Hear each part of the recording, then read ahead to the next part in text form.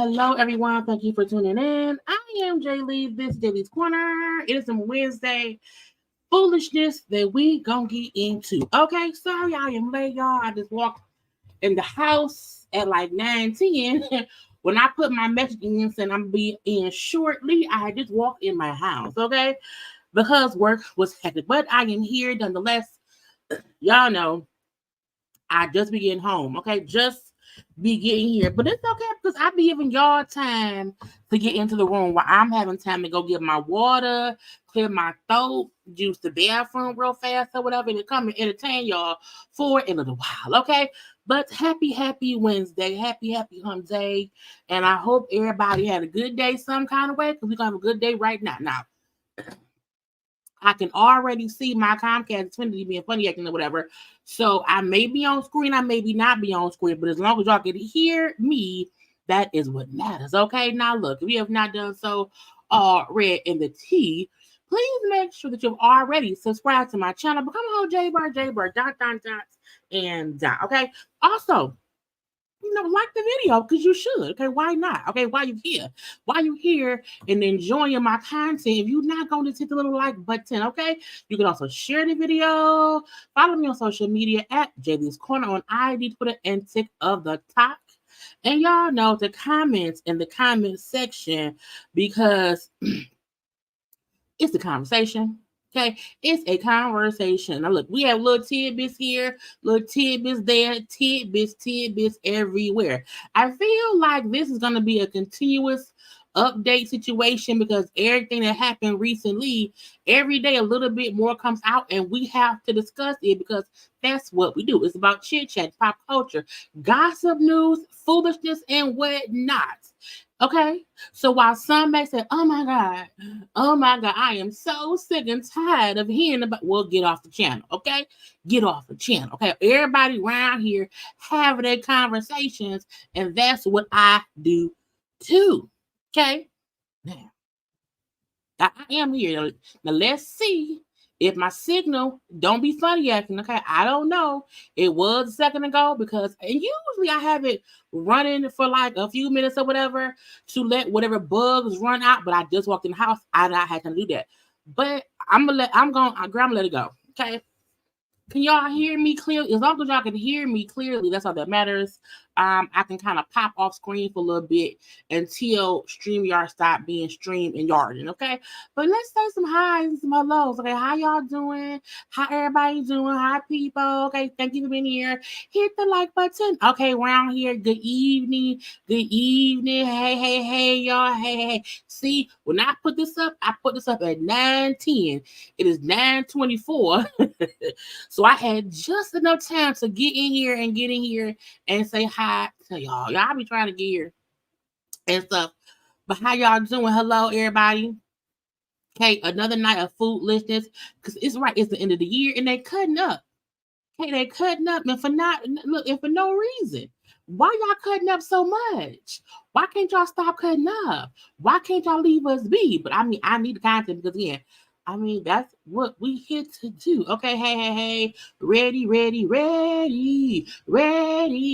You need a friend to say, show no, look, I'm a friend who if the party start at 9, I'll get there at 9:30. I'm not the first friends anywhere. I'm the last friend somewhere. Because I don't like being first, okay? But for here on my live, I be walking in the house at 9 o'clock sometimes, okay? And if I set the live for 9:30, y'all won't get here till 10. Okay? So I have to set it at 9:30. I'm sorry, at 9 o'clock. So that by the time I get here, usually around 9:10, 9:15, y'all here. I can't set my live for 9:30 because y'all won't get here till 10. Okay? But now I'll be on time. Ish. Okay. But hey, how y'all doing? Hello to the people. Okay. I had just enough time to get me some water. I took a bite of my chicken sandwich, and that was really it. And I came and sat down and cut on my computer and said, "Let's go." Okay. Tasha K is in a rude awakening because all you have to do is bring up Cardi B lawsuit and go. She's a liar, Your Honor. We're gonna get into it. Hey ma, that's my mama. Okay. Hey mama, what you doing? Why not enjoy? Okay, enjoy. Okay, but that's my mama. That's my mama. Yeah. Anyway, not lemon pepper wings or whiskey. Lemon pepper wings. I'm a vodka girl. I'm a not dark liquor. I'm a white liquor drinker. Give me some vodka. I got some pineapple juice, and then some good old watermelon flavored vodka, some watermelon Ciroc. It's gonna taste real good, okay, real good. But yes, anyway, we just gonna say hi to everybody here. Okay, y'all can hear me. That's great. Because sometimes I'm like, can you hear me? I don't know. But the interview is for sure being put out.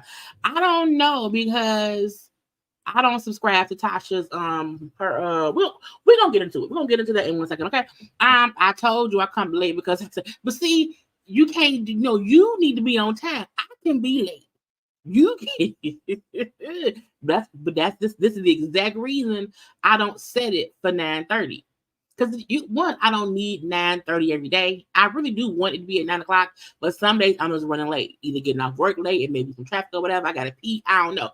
But I need y'all. Y'all just need to get here around 9:15. Okay? If y'all here at 9:15, that's cool. That's cool. But if I get here at 9:15 and ain't nobody waiting, I'm not coming on live by myself. No, ma'am. Because being on live is weird. Like if you watch people on IG or whatever, they have lives and don't nobody be there yet because it takes a couple minutes for people to come in. So when you have a live show but nobody's here, it's like who I'm talking to. I could do a pre-record, okay? So that's all. But I love you all. I love you all. Come on, Malibu and pineapples. It sounds good, okay? I'm gonna have a drink on Friday. You know what I'm saying? because I just, I deserve one. Okay. But yeah, how y'all doing? How y'all doing? How y'all doing? Not Lauryn Hill. I ain't that late. Now Lauryn Hill be hours late. Okay. She be hours late for paid shows. Y'all ain't paying me. I mean, if y'all pay y'all internet bill, but no, y'all ain't paying me. Y'all be entertained by me. But Lauryn Hill be having folks pay to see her, and then she still don't be there. Not me. Thank you, Juanita Franklin, for becoming a YouTube JayLeesCorner member. It is greatly appreciated. It is greatly appreciated. Okay, now let's go into the thing and get to things because I feel like there are a few things we're going to discuss or whatever. We got a couple of watch along, not much at all, because I want to get into Tamar's manager. When we watched the clip of his conversation yesterday, I had to share the clip from whatever blog it was on or whatnot, but we had the whole thing. And sometimes you have to have the whole thing. Is a lot of ads coming on? Or am I tripping? In about 5 minutes, y'all let me know if y'all getting a whole bunch of ads. Because YouTube sometimes be playing too many ads and I don't be understanding. Okay, but let me know. I don't know because I don't want to bombard y'all like they supposed to be every 12 minutes. Okay, and I ain't been on here but 11 minutes. Okay. Anyway, but I want to get into the full live Tamar's manager dude did because he explained everything from beginning to end. Okay, and that was something I'm like, okay, we need to see. Now we have that. We also have Keke Mama going off on that man, and I want to hear it all, and we're gonna do it together, okay? Because I'm like, ma'am, what? Okay. And then also Bambi, who was on with Tigger and them talking about Scrappy, whatever. But it's just things to get into. Okay, but let's get it. Wait, let's see. You had two. Oh, girl, let me read you because sometimes YouTube, girl, I be trying because first of all, YouTube wants us to get paid, and I get that, but I don't be wanting to bombard anybody with a whole bunch of ads, because then folks just tune out, and I don't want y'all to tune out. So let me see. To be sure, it's selected for every 12 minutes, and that it did not go off anything else. Yeah, say every 12 minutes, child. Let me see. Let's take a show ads to viewers at different times. Maybe I'll click that off and that'll do it. So, okay, I just changed one little setting. So hopefully, you know what I'm saying, y'all don't get, 4, 5, 6, 7, 8, 9, 10 ads in the beginning because I be trying my best. It's like when I see an ad pop on, my thing, because I have it up too, I try to make sure I can see them, how often they come in. Okay, but let's get into it. Now, I have some things saved, honey. I have some things saved on my ID for us to discuss because people around here being crazy and stuff. Let me see. IG post. Yeah. And I saved some more stuff since I got up here. Well, first of all, let's get to some couples. Some couples who around here being coupling and coupled or whatever. Okay. I told y'all Eve went and got herself that billionaire man. Okay. Who over there across the pond. So I don't even know what Eve is. What is Eve? Is she in Australia? Is she in London? Well, it's a dinner in London, but I don't know where they live. Her husband, Maximilian Cooper. You can't name your child Maximilian and he be broke. Okay, I think if you're gonna get with a man named Maximilian, because that means he probably got some money. Okay, Eve went around and got that white man with all that money, whatever, and we ain't seen Eve that much since then. Okay, now Eve pop in and out every once in a while, but I'm like, that's the illest people in the skirt, girl. She said, I'm gonna get me my man and my baby and leave me be. Okay, but they cute. They cute. It was for her birthday, little birthday dinner, okay? Because he rich, so she rich, okay? And she cute. She cute, and she's thankful. Can y'all believe she Eve was in a long relationship with Stevie J? Child, this is for sure an upgrade from Stevie J. Because Stevie J was right. Girl, Stevie J is broke. Ain't got no money, okay? So happy birthday. Well, her birthday not today, okay? But because it's her birthday dinner, Eve, her man, Maximilian, okay, he was an actual, He's not a billionaire, but he has millions. You know what I'm saying? Millions. And it's crazy because it's like, think about this. She used to be with Stevie J a long time ago. Okay, and I know she's probably dated other folks in between, and now she was with Jasmine. Okay, think about Sierra used to date freaking 50 Cent and Bow Wow and Future. Okay, and now she's married with all them kids that she loves and a good ass husband. And his name grandson got him in Danny Wilson.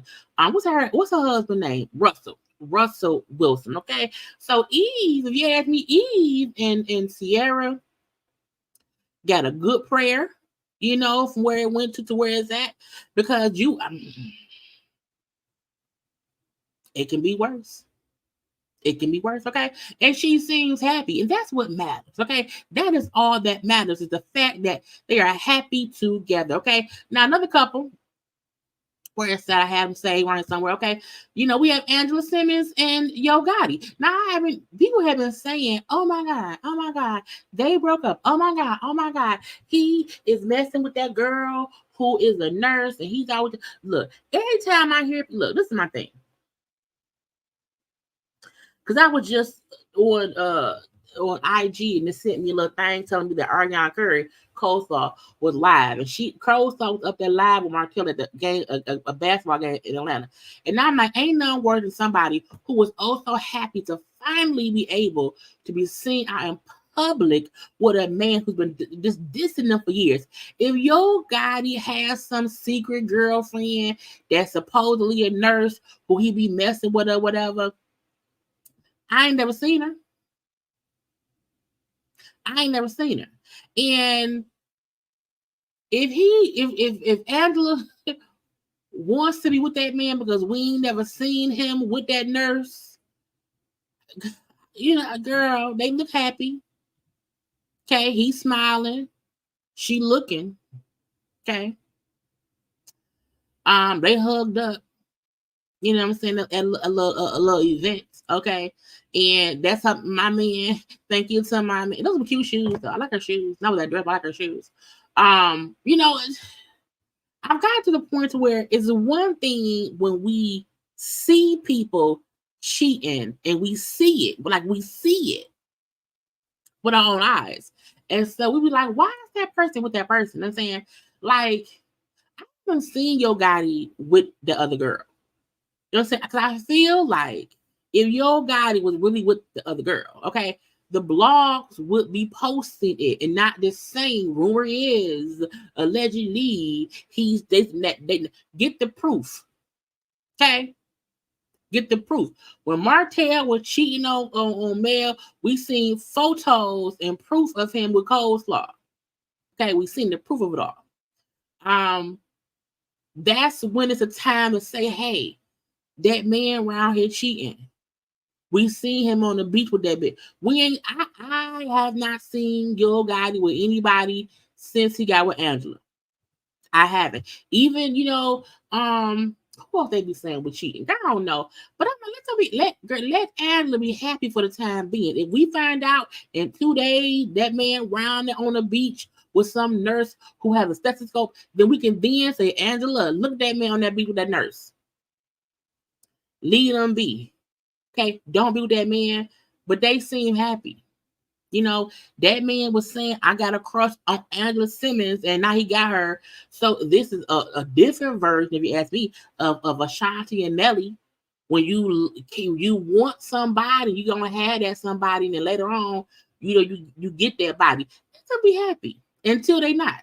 Okay, but they look cute as a little couple. Okay, I ain't never seen him on the red carpet with the nurse lady. I ain't seen it. So in couples news, they look a couple of happy. They look couplely happy. Okay, that may not be a word. I also want to say congratulations to Kiara. I may put out her name wrong, which is kind of crazy, but Kiara Sheard. Welcome to her baby. Okay, and she's a Clark sister. She is who's her mama? Is it Karen? Karen Clark's daughter. Okay. So that's the Karen Clark. Now she a grandma. Okay. And they have a little baby, Chloe, Drew, Valencia, Kelly. That's too many names. Too many names. Okay. Name that baby one name. Okay, name it one little name or whatever. But congrats to the parents of the baby. Okay. Her husband, Jordan Kelly, introduced a new daughter, Chloe Drew. Okay. Chloe Drew. Chloe Drew. Chloe Drew. I don't like it. Chloe Drew Valencia. Or is it Valencia? It could be either way. I don't know. Okay. Kelly. Now Kelly is the last name, of course. Okay. So I guess Chloe Drew with them. Could they not pick a first name? They just combine them? And I'm guessing Valencia of either Valencia or Valencia. I don't know. I don't know how it's pronounced. Okay. But congrats to the parents of the baby. Okay. Congrats to the parents of the baby. Because they cannot look. It's hard having kids around here. Okay. People be dying saying, we gotta congratulate when the baby make it and the mama make it or whatever, and they're happy. Congratulations. Okay. Let's get into some foolishness. Now, I did not have much fashion stuff. However, down there in Atlanta, they all kind of, because the Wiz, the play The Wiz, Kenny and Todd is one of the producers of the play. And the play was, they're doing a couple of cities or whatever before it goes like to Broadway. And they came to Atlanta. And so, everybody came out. We got Brandy, who played, not Mercedes. She played, is it Mercedes? No, it's not Mercedes. Girl, the show went off, so I gotta forget. What's her damn name? It is Mercedes. The other girl is Mississippi. Okay, Mercedes. Okay, Brandy Evans, who plays Mercedes on Down in the Valley where the girls get naked. Okay, she was there looking. Now, first of all, let's the fashion. Okay, Candy looks great. Somebody fixed her wig. Okay, because that looked like the same wig she had on in that Keith Lee video. They had a little part that was doing this or whatever. So whoever fixed her wig, and it looks good. You hear me? Okay. Her boobs look nice. The dress is cute. She got a little basket as a purse. Shoes cute. Now Ty over there in some Urban Monster boots. Okay, Urban meaning if Herman Munster from the Monsters had boots and he was black, he would have the boots that Ty got on. Ty got on some Urban Herman Munster boots, okay, but it's still cute. And whenever men wear those kind of vests that look like they got guns, I don't get it. I don't get the vest that's only around the arms. Because I'm like, if the arm part to me means you got guns right here. And if you don't have guns right here, what's the point of having the little vest as if you have a gun holster? I don't get it. But it's fine. It's the black and white of it all. Okay. But Ty looks great too. Nice haircut, nice little beard or whatever. Brandy looks great. Red purse, red dress, boobs, hoisted and put in place. They not lifted.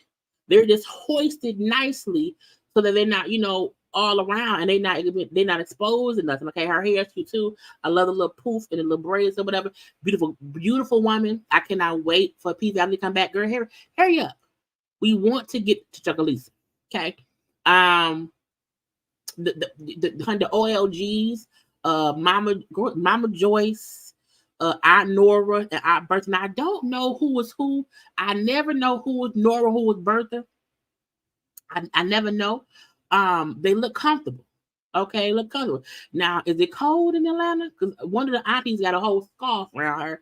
I'm leaving that be. Mama Joyce, who I know just had a birthday recently. Happy belated birthday to Mama Joyce. Mama Joyce got a whole new wig. Okay, that old wig she had was whatever. Okay, and the new wig is amazing. Okay, Mama Joyce looks good. I also love the little leather pants and the little camisole kimono thing she's on. It's really, really cute. Okay. And the other aunties is cute too. With the red and black, okay, and the little purple and white or whatever. They look organized and fun filled and vibrant as aunties. That's her daddy. And I don't know if that's her stepmama or a relative, because the lady looked like her daddy. So that could either be like an auntie, or I don't know. But congrats to the daddy for being there too. The daddy look like Bobby Jones. Is that Bobby Jones' gospel? That's for sure Bobby Jones' gospel suit. Sometimes the stuff I say, I'm like, bitch, where did that come from? Okay. Not a Bobby Jones got suit. But it's fine. We also had TS. Don't forget the TS. Madison. Maddie looks great. I love the hair. You know what I'm saying? It's a little real flat. Okay. The dress is cute. Titties are 15. Okay. Cute little shoes. Little shoes. Okay. Go ahead, Maddie. Girl, no, Matt. We have a few people. Okay, with Todd and then Candy and then Portia and Pilar and then Ricky Smiley and then the Brat, Big Booty Judy, and then again Brandy again. You know what I realized? And I thought about it one day last week, okay, because we seeing Portia around here. Where's the Portia? Portia, that is Portia. Portia Ubadia. This is no tea, no shade. Okay, no tea, no shade. What's Simon at? Can somebody tell me what Simon is at? And I don't mean anything besides, Portia and Simon used to always be posting videos of each other driving around and going on flights and shopping or sitting around the house and this and that and that and this and whatever. And I'm like, wait, I haven't seen, because I follow Portia. And I'm like, I haven't seen Portia. And I'm not saying they broke up, whatever, but I'm saying I haven't seen Portia post her and Simon in a minute. Okay. I'm just saying, I was like, you just now. What is this from? Okay, this is from October. Okay, that was last month. Okay, but I still was like, I'm used to her posting them more often. I'm like, why she ain't really been posting? I was like, is he okay? I don't know. Is he here? No, yes, I don't know. Anyway, but I was just like, why? I was like, why didn't Simon come to the Wiz?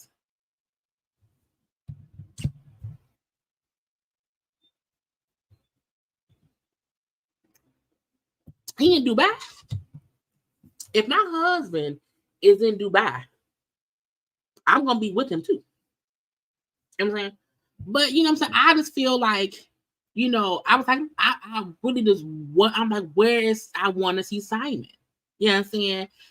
Because is he gone for a month? I guess maybe Simon is on a reality show somewhere in Dubai and he can't be seen from. Anyway, Portia's cute, Pilar's cute. Honey, was Ricky's father the Wiz with that velvet suit?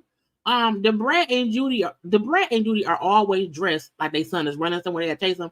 The Brat and Judy be dressed so comfy, cozy at real events or whatever. I swear, it's like I have to run after my son, so I have to be in some loose clothes and chase him. Okay, and chase him.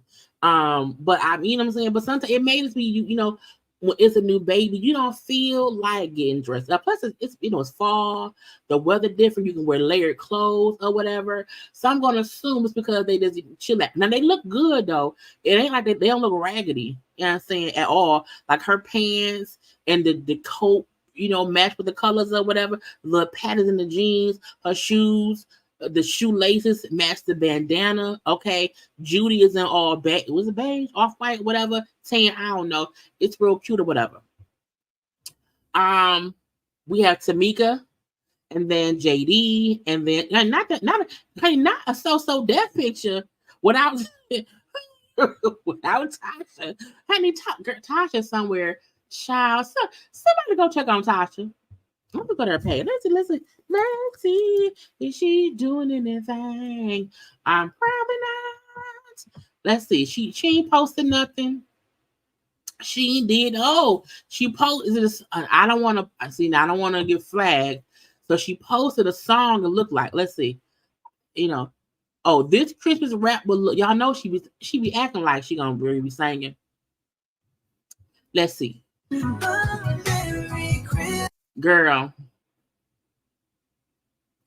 if your gospel album don't go right, and if don't nobody buy your gospel album, put out a Christmas one, okay? Because everybody love Christmas songs, okay? Everybody love a Christmas song. A track list. Let's see what the track list is, because is y'all gonna get it? Wait a minute. Wait a minute. Track list. Is one called Peace, Love, and Joy? Merry Christmas. Coming home this quick. These are some really basic songs. I thought that was a title. Joy to the world. Oh, so you recycling songs. Okay. Joy to the world. If the world could see what? A receipt for that money. Anyway. Bring Back Christmas. Did it go somewhere? A Silent Night Hold. Oh, anyway, girl. I mean, look. If anybody did not get her gospel album, go get the Christmas one. Because if you won't support her with Jesus, support her with Santa Claus, which is crazy to me. Okay. But we have a So Deaf, JD So Deaf, the Brat So Deaf, Escape So Deaf. Hell, we might see JD sign little Eris, okay? And whatnot. It's so cute that Eris and Tiny is matching. The fact that Eris is almost her mama's height says a lot. Okay, Eris only about 5, 6, or 7. Okay, but it's so cute that they dress alike. Eris is such a little cutie patootie. You know what I'm saying? And taking your daughter to see the Wiz is a great thing and whatnot. Okay, so it's cute. We've seen the bride already. JD in his blue jean outfit is just him in a blue jean outfit. Okay. And then Tamika Scott's in her, you know what I'm saying? I like it.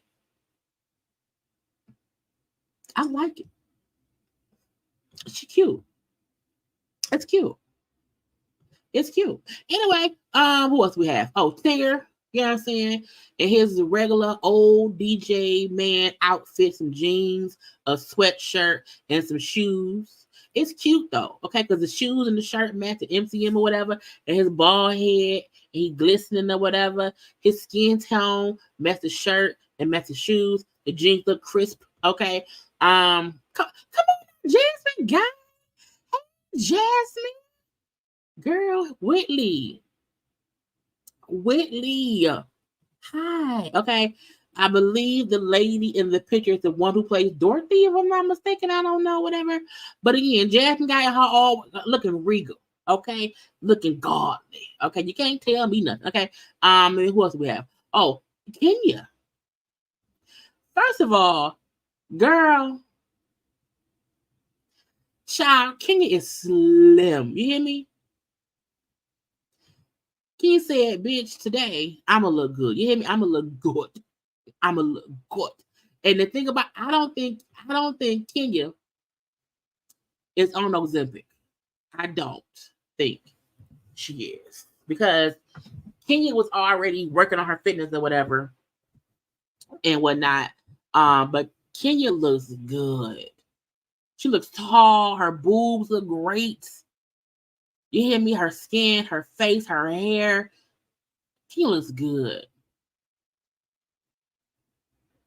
Yeah, right. Kenya, time machine.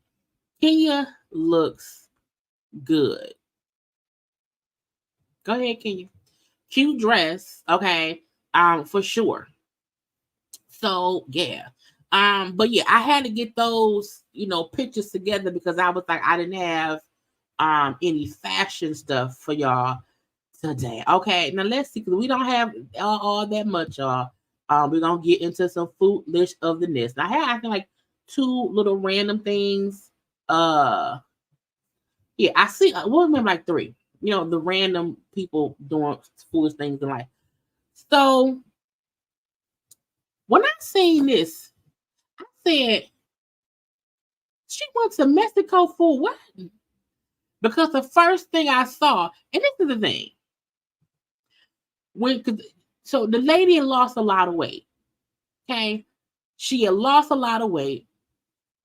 She had went to Mexico because look, it says is she from Washington? She took a trip to Tijuana for a breast lift and loose skin removal.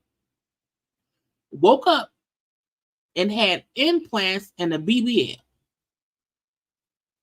Now she went to that clinic 6 years ago and had the weight loss surgery. Okay, and came back to get a little bit of lift and some loose skin removal. Because, you know, when you have the surgery to lose weight, you know, your skin real flat, okay? But when I just seen the picture of, I say, first of all, why would she get, I say, what happened? What happened? Now, I understand that, because like, she looked older. You know what I'm saying? She looks older. And I didn't see anything that's at her age, but she looked, you know, like she looked like she about 60. You know, don't see no shade. And I don't mean like her, and I don't mean like a young looking 60. You know what I'm saying? Because, like, y'all know, my mom is 60. You know what I'm saying? And she don't look 60. You know, so she like back in the day, like when I was a teenager, when you saw somebody who was 60, they looked 60. Like Jesus Sandals 60. You know, like James Evans 60. You know what I'm saying? Like the 60s, okay? And I was like, oh, why was she having that? But I don't know how old she was. But the fact that she woke up and said, why I got boobs? What happened? Why my booty lift? What? And the girl made her sign for the extra surgery. They made her pay she had to pay an additional $2,500 on top of what she'd already prepaid for the skin removal and the lift of the boobs. They made her pay an additional $2,500 or told her, if you don't, you're going to jail. You're going to jail. And so, y'all said she ain't been 70. Y'all wrong. I don't know how old she is, okay? But she's like, she paid it because, like, I don't want to go to jail. I also, because you do not want to go to jail in Mexico. In New Mexico, and you just do not. Okay? I don't want to go to jail anywhere where the people they don't speak English that much. You know what I'm saying? It was her and her daughter. The daughter was also in the room. The daughter was trying to say, what? We ain't paying nothing. They pushed the daughter out the room and, you know, was like, wait, Mom, stop going out of the area for surgery. Okay. And I know there's a difference between like New Mexico and Mexico. Like, I get that, but even I don't want to go nowhere. Like, I feel like when you want surgery, LA, New York, you know what I'm saying? Like, those are the places where I feel like they specialize and stuff. Going to a foreign place, you're going because it's cheaper. Nobody goes to Tijuana to get they a damn lie. Who they think she 56? Child, maybe, you know, white 56. I don't know.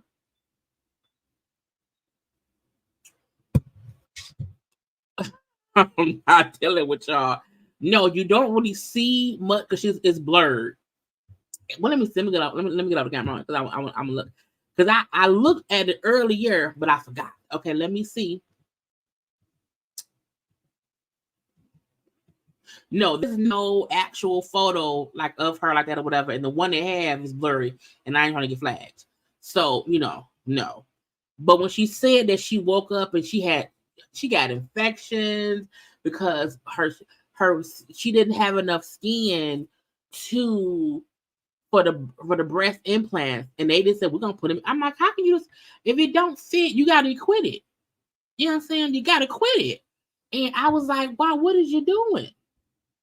And it's like you hear these stories of people going, you know, out of the country or just across the border to get work for a cheaper rate. I'm looking like, is it worth it? Because now she has to have more surgeries because of the mistakes they make. Again, she was never going to get a BBL. She was going to have, you know, the excess skin removed. And I was like, ma'am, next time, go somewhere here. Stay here. Because now you're worse off. Girl, was it a language barrier? Because I'm like, did you say the wrong word? I mean, does lipo or skin removal mean something different? Like, I don't know. But all I know was this lady who looks too old for BBL. It is the thing. It wasn't a good BBL. Okay, she got infections. She had to have more surgeries. It's like, girl, you wasted all your money. Why? Because you want to save money. Sometimes by trying to save money, you lose money because you end up having to pay for more work to be done the right way. And that's foolish. Speaking of foolish, I was watching the thing and I was like, why Draymond Green got somebody in the headlock? Now, y'all know I cannot play the audio, not audio, I cannot play the visuals because I get flagged, okay? Because, NBA TV stuff, whatever. Draymond Green around here playing, and it was 2 minutes into the game. One dude ran into the other dude. They tussled a little bit. Draymond Green ran up and put, I think her name was Rudy Gobert, in a full-fledged headlock. And this is the crazy, and I get it because I was asking him about it, and I was like, you explain to me why Draymond put that? Because I thought they must have beef outside the court. Okay, they got beef outside the court, and this their first time coming together. So tell me what long-standing beef they had, because I couldn't understand why Draymond not only put the man in the head, like, but would not let him go. Okay, and he was like, no, like, players don't like people like run up on their teammates, and because of the little tussle. And dude was running up. I said, but he didn't like run to fight. He was running up to break it up. And Draymond came out of nowhere and put the man in the headlock. And I was like, I get it. You're trying to help your teammate, cool. But it was the fact he did not let him go. And I'm like, and everybody like, let him, and I'm like, everybody like, Draymond, what is it? Let him go. Let him go. Get him out of it. And I was like, Draymond is kind of cool with you. Now, Draymond, again, was ejected from the game. I believe the two players who initially, was running and then kind of collided and was like pushing each other. And then dude who Draymond got in the headlock was running up to break it up. And Draymond came from behind and this head, I was like, that is a full headlock press. That is insane. What are you doing? Don't do that. Get him out the headlock. Why do you still have him in the head? And it was like the fact that he left him in the headlock, okay? And so that happened yesterday. Well, he has now been suspended for 5 games. I think he deserves it. Because my thing was, it wasn't the fact that he put him in the headlock. It's the fact that he kept him in it and then drug him back a few feet. Like, you pulling that man by the neck is insane because he wasn't even fighting. I was just like, I don't get it. Because if somebody is trying to fight my friend, my teammate, and I run up and bring it up, cool. But once I see like no one's fighting, and the two people who were tussling, they are separated, but I'm the lone wolf around here being an MMA fighter and got this dude in the head. I said, not a whole headlock. Not a whole headlock. Child, it was a whole headlock. And the fact that everybody around him was like, dude, what did you do? Stop. Let him go. Let him go. And when I seen the memes coming up, but they were showing when Melvin put Jody in the head like on Baby Boy, I was like, that's what it is. That's what it is. And again, I want to say, I understand, because y'all know that, honey, the brawl that happened here between us and the Pacers when it was a whole melee. So I understand, when, your teammates is fighting and shit go left. I fully understand it, okay? Because the brawl here was crazy. But the difference to me is, in this situation, it didn't call for it. Because even the dude who he put in the headlock, he wasn't even really doing much. He was just walking up and was doing this. And as dude who was in the headlock was walking up doing this, trying to separate one player, because it was one player from each team, trying to separate them. Draymond came in like Blank Man, like Darkwing Duck or whatever, and swooped in and headlocked and this kept it. I was like, what is you doing? Let him go. And I was like, yeah, that was yeah. But this is the thing about Detroit. This is the thing about us. Don't start no shit, won't be no shit. You know what I'm saying? And sometimes you just have rowdy fans who do dumb things, for one. And it just blew up. It blew up. And when Ron Artest, honey, went to the stands, it was just insanely crazy. So I get when things get out of hand, and everybody get out of hand. I know what that means. But in this situation, nothing. The game had, nobody had made a shot. Y'all had not been playing long enough to even be mad at each other. And it's like the fact that, because I kept rewatching the clip to be sure, I'm like, I want to be sure I'm not seeing things that, you know, the dude who we put in the headlock, you know, didn't do something. And I'm like, no, I can't. I'm like, oh no, he was just walking up and breaking them up. And Draymond just came out of nowhere as an MMA fighter, and I was like, that is crazy. So even though a 5-game suspension right now kind of doesn't matter, you know, he ain't gonna miss the money, whatever. But I'm like, you can't, like, he needs some therapy. You need some therapy because you look mad. You look upset. It's like it was crazy because I was like, he got that man in the headlock, like ran up. I mean, ran because all the dude. Because I can pause and show y'all. You see the white man and the black man, a little bit of a tussle. The referee is saying, "Hold up, stop," and dude right there is only saying, "Hold up." Because that's what usually happens when the players get to tussling. Whoever's the closest comes and try to, hey, wait. You know what I'm saying? And then the fact that Draymond, you know, came out of nowhere. Again, he not fighting. The referee in the middle, a player in the middle, is people come around trying to stop it. Okay? I wish but and the fact that the Draymond just kind of came out of nowhere. When there are other people around, and dude had not even around your people, it's 3 of your people, it's 3 people on your team right there. Draymond, you wasn't even needed.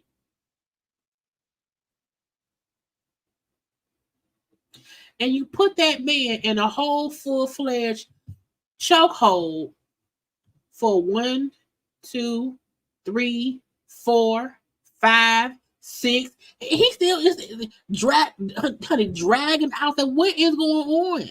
What is happening? What the hell? What are you doing?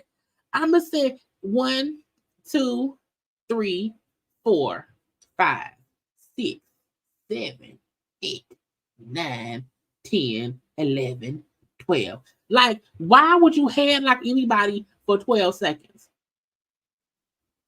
For what? For why? For who? Because your teammate was not in no danger. The person your teammate was beefing with had already been moved out the way. There was no reason for you to be a girl. I'm like, because you know we had that incident at the hockey game where the dude was skating around and fell and leg kicked up, and the dude died for bullshit on the ice. I need people to stop it. You know, sometimes just stop. Sometimes it's yeah. Or pull, because this is my motto. If somebody fighting, I'm strong enough to where I can just grab somebody and toss them. You can sometimes just toss people out the way and then assess the situation and see who asked I got a kick. I done toss so and so there. I done toss so and so there. And you just toss people out the way. But when you start to headlock people, that's a little bit stupid, a little bit dumb. Okay. Do I want to get into the things? I think this is yes. Let's get into things, okay? But y'all know first, take one little second, y'all. Y'all, I have something for y'all, okay? I was sitting around and I was like, we be having, Nicki Minaj dancing, and it be some whatever. We gotta have a Bishop Robbery dance or whatever. And I need a third person that can help us enjoy the dance, bro. Okay. And then I was scrolling social media and I was like, oh, we need somebody good that would, would be the topping on the cake that we would like to see, entertain us while we dance, breaking, and while we liking the video. So take a little second, y'all, and like the video.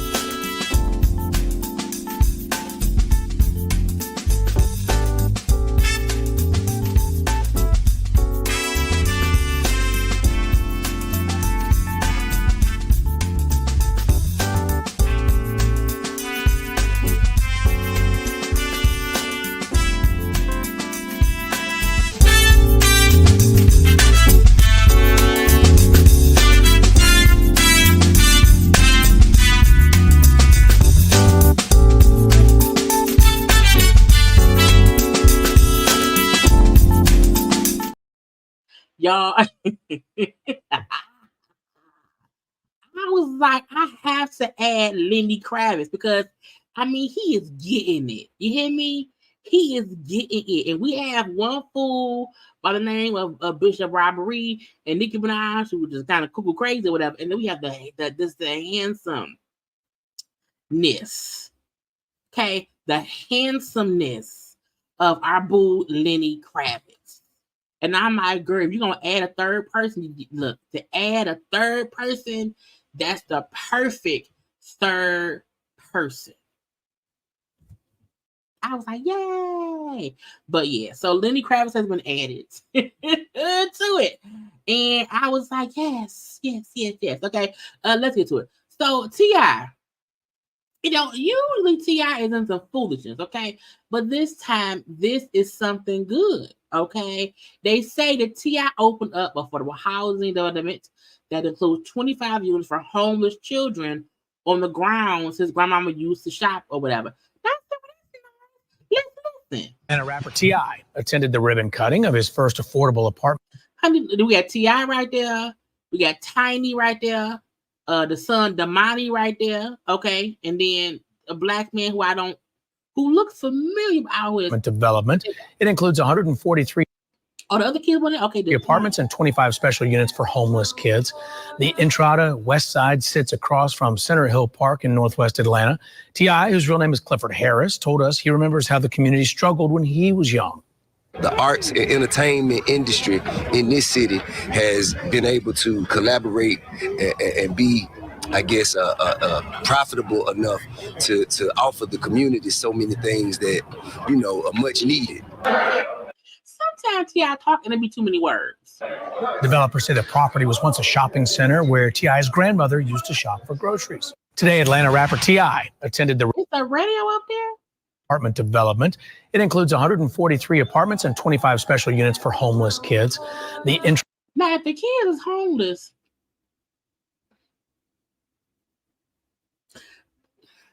ain't the parents homeless too? I don't know. First of all, that is a great thing. Okay, I feel like more cities, more famous people or whatever, more people with money need to put money into apartments or things to house homeless people. It's too many vacant buildings and too many just open areas that can be, reworked to be a place for homeless people in general. Even here in Michigan, a whole lot of our schools were closed. Like my high school, Murray High School, whatever, was closed down. There are so many buildings that are this huge buildings that I'm like, it could literally be, reconstructed or is remodeled to be a homeless shelter. Okay, I'm just like, it doesn't make sense. Okay, but I'm still wondering if the kids is homeless.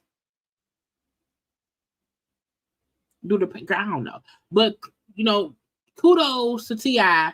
for putting his money where his mouth is and making a space for people who have nowhere to go and making affordable houses. Okay, let's get into Bambi and Mama D. Well, child, let me see the Bambi thing where it's at. Okay, so Bambi was on with Tigger on the Tigger show or whatever, and she was discussing a few things. Now we know her and Scrap are divorced and everything. That's great. But she's still around here just talking. Okay. And conversations that happened. She discussed her bond, her relationship with Scrap now. Scrap inviting her on that Cabo trip or whatever and things like that. But let's listen and talk about what Bambi. Now, at first I kept hearing people say, "Why is Bambi doing all these interviews?" Bambi wrote a book. She wrote a children's book called "Mommy" or something about "I Want to Go Home," and she was talking about how when her and Scrap first broke up, and they had to move, and the kids were so used to the old house. They would say, "Mommy, I want to go home," not knowing, well, this is our new home. The kids wanted to go to the old house. And so she said she wrote this book to help parents and her kids who are in that transition of mommy, daddy broke up, and we in the whole new house, and the kids want to go back home, not knowing you can't go back. And Scrappy staying now. We have from my perspective, I feel like a decent situation where we parallel parent, what I like to call it. Not co-parent. Yeah. Parallel parent. I feel like sometimes you have to be realistic about where you are personally with somebody, and we're not like the best of friends by any means, but we don't have no beef. And if he wants to get his kids outside of his parenting time, I'm always just like open to that. And yeah, because that means a break for you. Absolutely. I mean, you had 3. Why don't Shamia I think it's so weird that Shamia be on her phone I'm like, why are you recording? And man, get you a dang on phone holder, like a stand. I'm like, Shamia be hold her phone. Yeah, why are you doing that? Can y'all imagine if I'm here on live and I have a phone in front of me and I'm holding it and for what? Hello, please come get them. Yeah, so I mean, life is good. I mean, I'm happy. The kids are healthy. Yeah. Oh, that's good. That's important, But through this process, stuff that runs parallel. Mm-hmm. Like me and Shamia were talking about the whole Erica thing. Yeah. Now, her discussing her feelings on Erica Mena and even the arrest is what this conversation was about. Now, even though the whole Erica Mena monkey comment about Spice, we over it or whatever, but I feel like I didn't watch the show, but I felt like on the show, she kept saying that, calling somebody a monkey is wrong. I feel like she kind of backpedaled a little bit, but I'm guessing because while filming the show, Erica had not been fired yet. And there's levels to it. Yeah, I mean, her and her just altercation with Spice or whatever, her being fired, do you feel like she should have been fired for the things she said? No, I do not. Agreed. I don't. Why not, though? Well, here's the thing. I feel like this show it's created so much just like tension between people, women particularly, like in general, right? And we call each other the worst names, and we say the worst things about each other and attack each other's motherhood, and it just is nothing is too far, right? Now, ma'am, it's one thing to say we be fussing at each other and we say things that's kind of crazy, but to say nothing is going too far, yes, it is. i.e., calling somebody a blue monkey. That was one step too far. Because it's like when y'all heard about her doing it on the show, y'all were saying, oh, she was wrong. So how can you now say, oh, well, if we arguing, nothing is really off limits? But it is. Because on the y'all kept saying, we didn't know she called her a monkey. So now it's like, are you back on the pussy popping? So when it comes to that situation, I just feel like even if they wanted to fire her, they probably should, in my opinion, they should have fired her after she said it. It should have been like, okay, cool, you said this, you're fired, you're done, and then we'll talk about it at another time. But she continued to work, she continued to film, and then when that particular episode aired, after the public said what they said and felt how they felt, then she was fired, and I just didn't feel like that was fair. Well, how about she should have said it? How about that?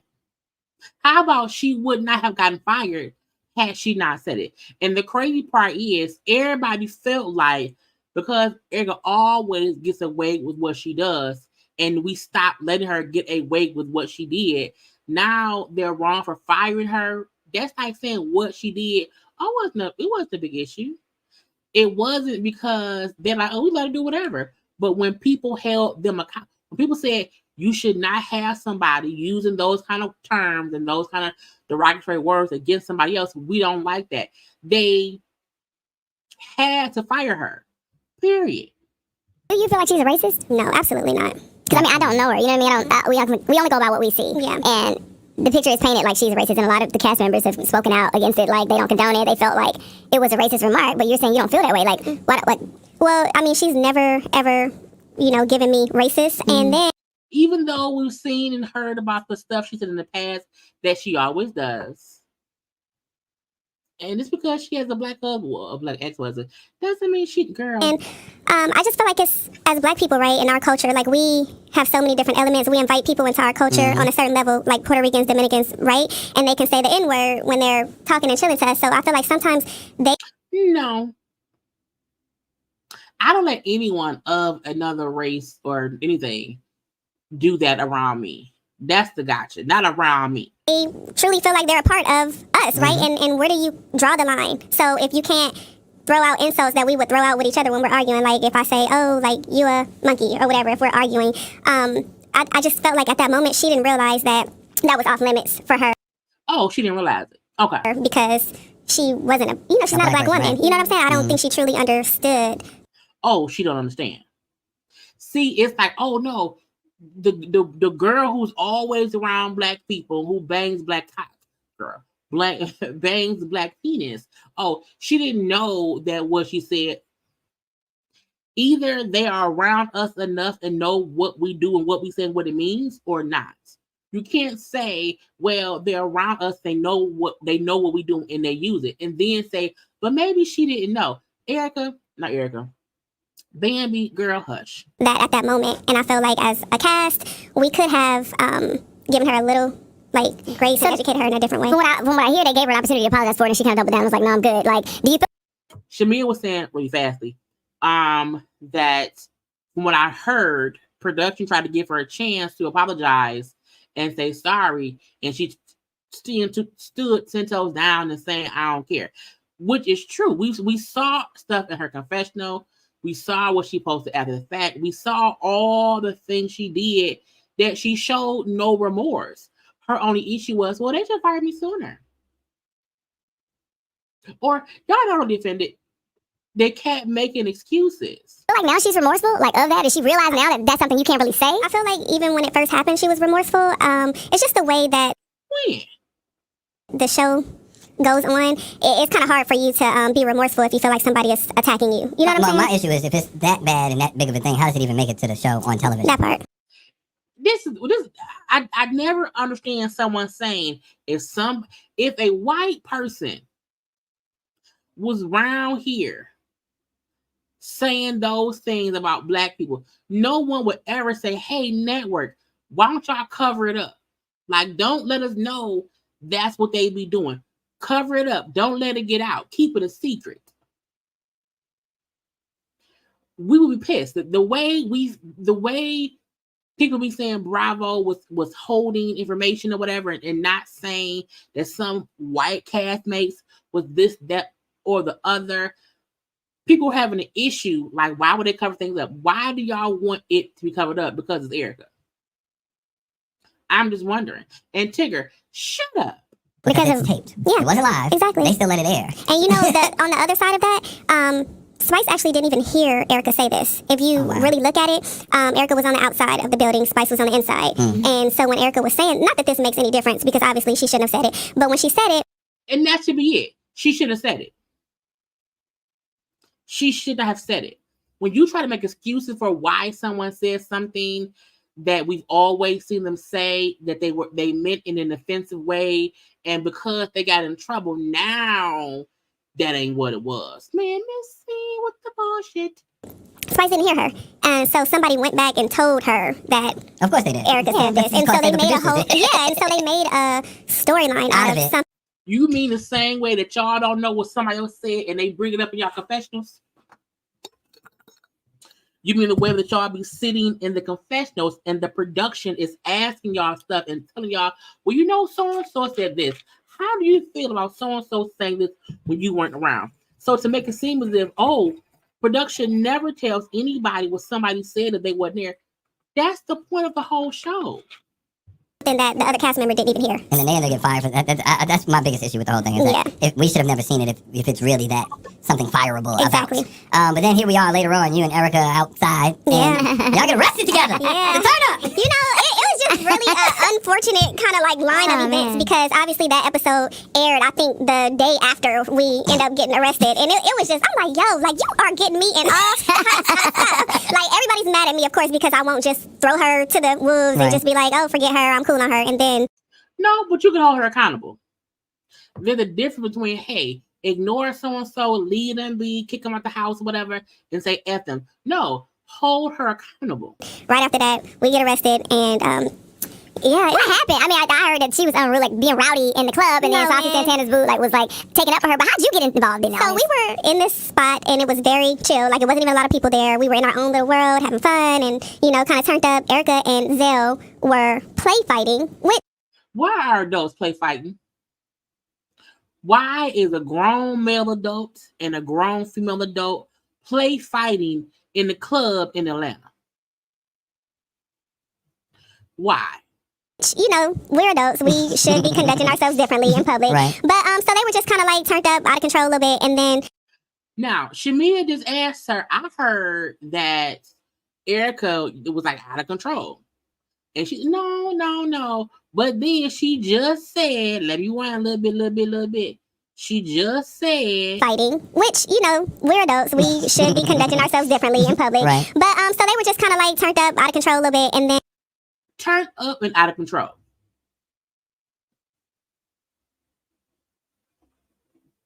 And a security ran inside the club from outside because he just kind of saw a little commotion, and then he grabbed Erica, and she didn't know who was grabbing her or what was going on, so she started like trying to defend herself. Right.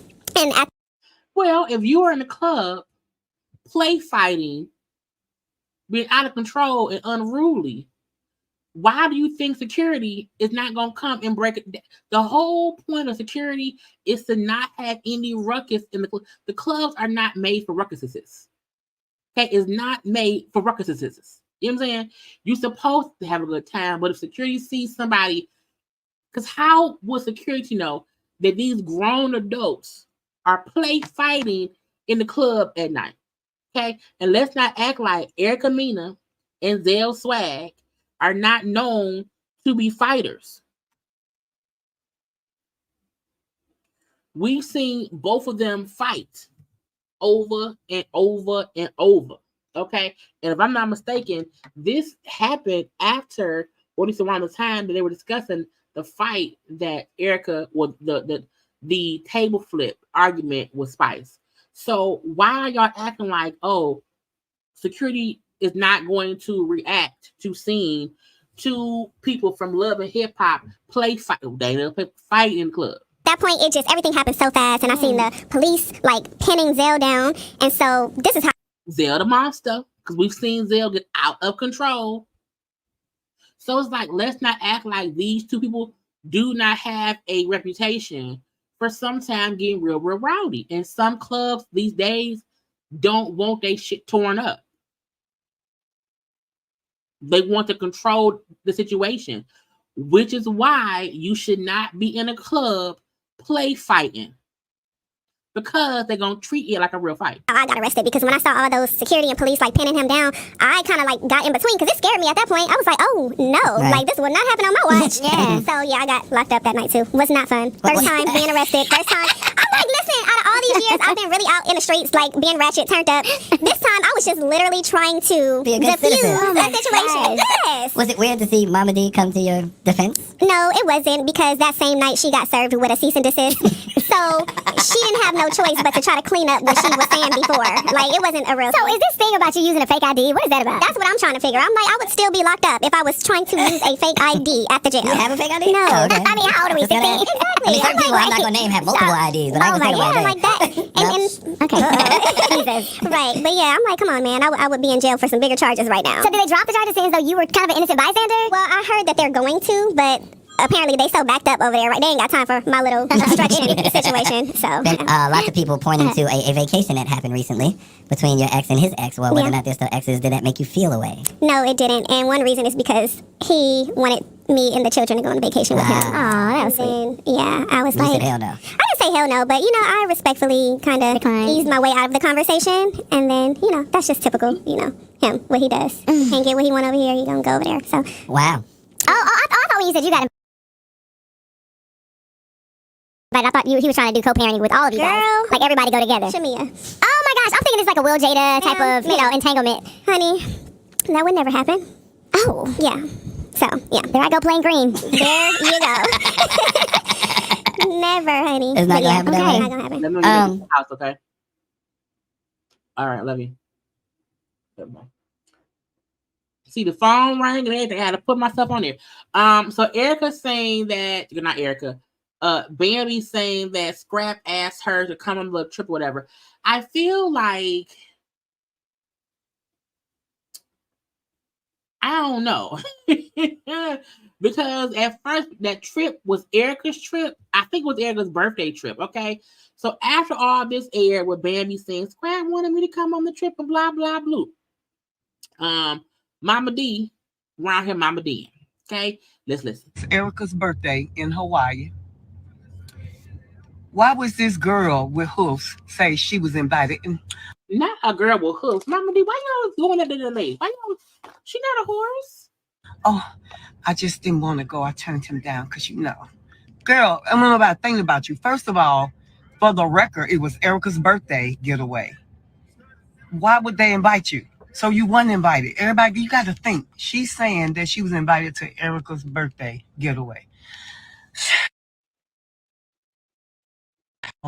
Think about that. Everything she does, she's a lie. She don't even know the truth. If they slapped her in the face. Your Mama D got mouth done. Mama D lips look bigger. And the more she lie, the more big her gums get. The bigger her gums, the teeth gonna fall out. They don't swell so big. I'm Why, Mama D, why you doing that? serious, y'all. One thing about it. See, let me tell you something about God. He up high, he look down low. Don't you know, girls, you gotta stop. Stop lying to these people. When they find out about your lies, they're gonna be actually mad because some people actually like her. I'm like, how does Mama D know what Scrappy ass Bambi? You know what I'm saying? And maybe he could have wanted her on a family trip and had them somewhere else, yes. But I also feel like Scrappy gonna do what Scrappy gonna do. Okay. But I don't get why Mama D is always inserting herself in it. They like the hoofs. So, and that's fine. And God bless. But I'm just glad. I don't care who she dating. Long as she leaving my son alone. Now I'm asking a lot of questions. But I'm getting ready to get off this live, okay? Somebody get Mama D together. If my mama was always in my business and causing trouble in my life, I would be like, Mama, go ahead on somewhere. Mama, get out of here. Mama D is always inserting herself in Scrappy, Bambi, Diamond, Erica's shit, and really don't need to, because Scrap can cause enough trouble on his own. He don't need the mama's help in causing trouble. Okay, now let's see who I have to do next. I be forgetting. We did T.I., we did that. Okay, we did Candy too. Why I feel like I'm missing something? I forgot I had graphics. That's what it was. I had graphics for them. We already handled that. Let's get into what's this one for. Oh no, let's do Jada now. So Jada was on the Breakfast Club today. Well, no, Jada's going to be on the Breakfast Club tomorrow. I think it taped today. But the Breakfast Club was real smart, and they put a clip up of Jada addressing the interview that Tasha did with that man. Y'all know I can't play it because the Breakfast Club is always flagging for content and blah, blah, blah, blah, blah. Okay?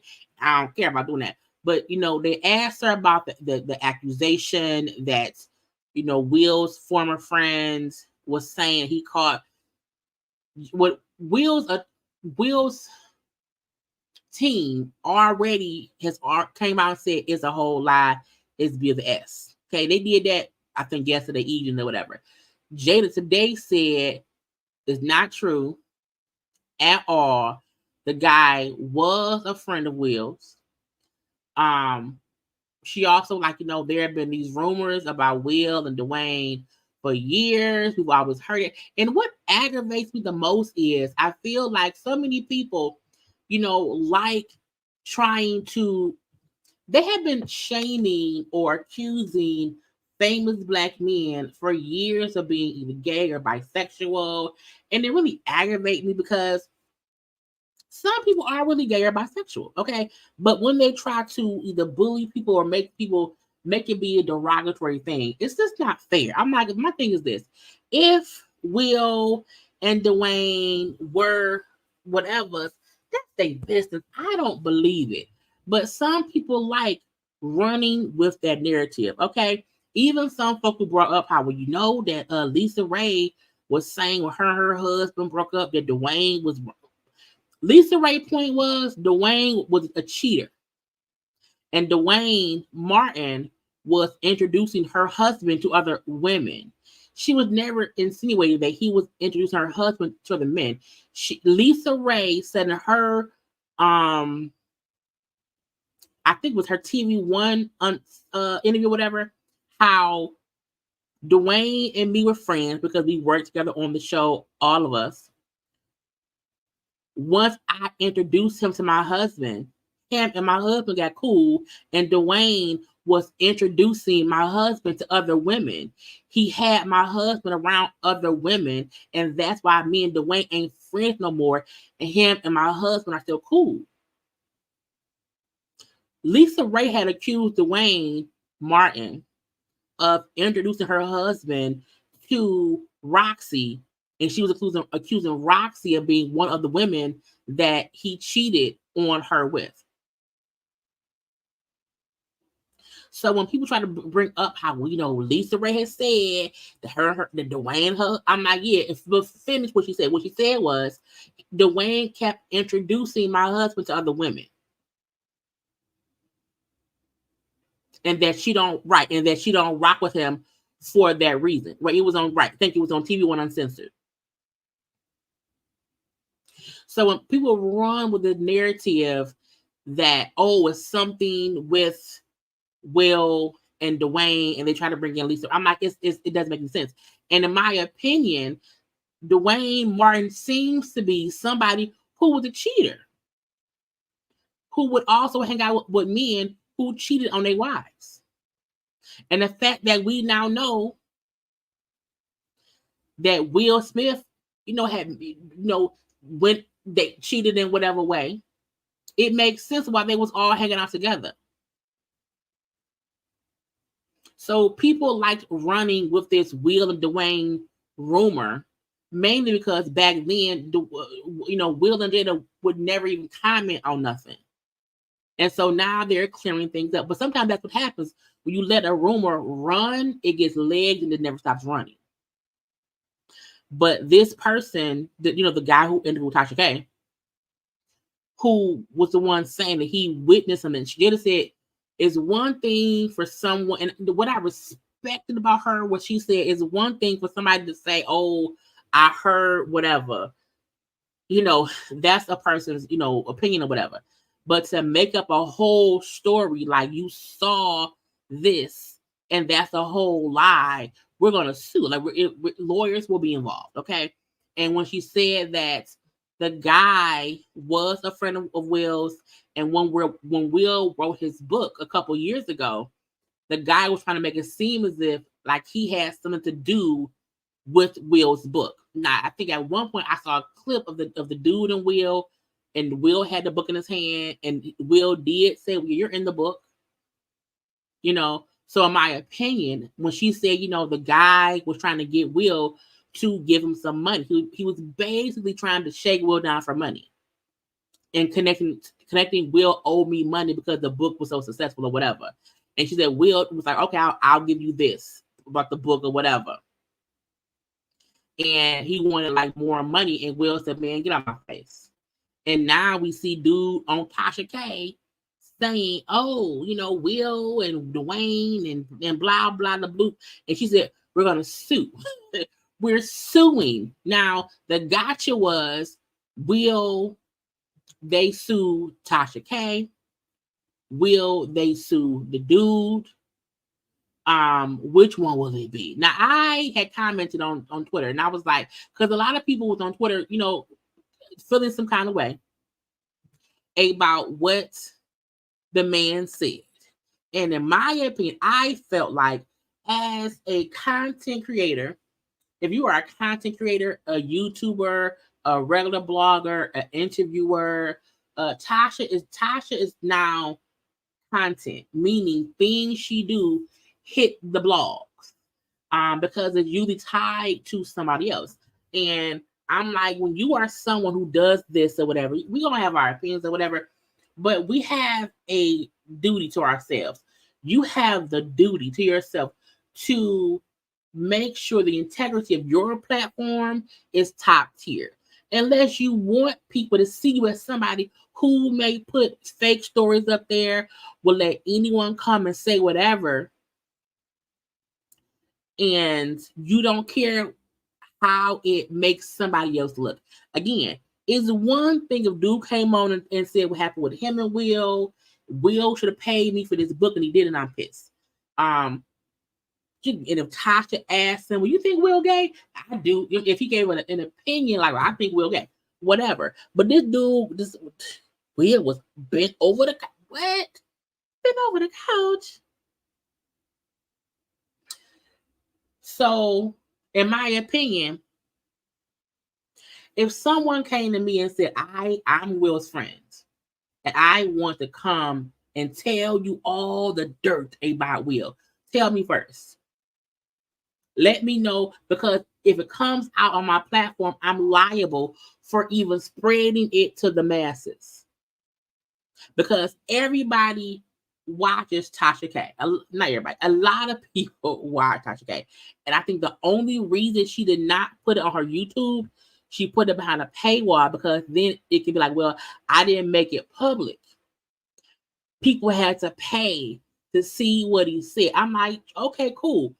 But you put on the public platform the story of the dude saying what he saw or whatever. So that, because I was like, for Tasha to put out that clip, that snippet, to make people subscribe to her website to see the full interview, that one snippet is damaging for sure. So I feel like, you know, Tasha was saying how she wants her platform to be, you know, entertaining. She wants it to be, when people are having a bad day, that she brings folks joy. But to bring someone on your platform that, to me, seems like he is an unverifiable source, seems like he's somebody out with a vendetta and will say whatever he wants to say because he thinks he can do it. And when you say, I saw Dwayne and Will in the room together, that is, for sure something someone can sue you for. Because even the way he explained it, how graphic he said it was, like that is now a part of something about Will that some people actually believe. And when you say something that makes people believe it, and now folks think, oh, not only have you been lying about your marriage and your separation and blah, blah, blah, now you round here with Dwayne Martin, okay, drumstick, turkey leg going around here. And, even as far as him saying, well, Will doesn't have a turkey leg. Will has a itty bitty drumstick or whatever. And if Jada wants a turkey leg and Will only has an itty bitty drumstick, she wants all this stuff. And it's like, in my opinion, I don't want anyone coming on my platform who was just going to just be child, this messy shit. But I said, I think Tasha is to a point in her rise to the top that she's like, okay, other people can come on our platform and say stuff. I didn't say it. They said it. I didn't say nothing. I let them talk. And I was like, yeah, but sometimes that's what you liable for not verifying what somebody said on your platform was actually factual. And we all know sometimes allegedly don't work. If you're saying, no, I saw this. I walked and I saw this. Okay. Right. Will gives me top energy. If it was true.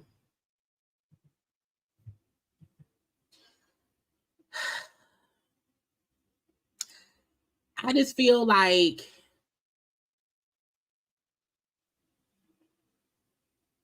people have a responsibility to protect their platform, because you either want to be known as somebody who, if we come to your place to get information, it's like it's 80% chance it's true.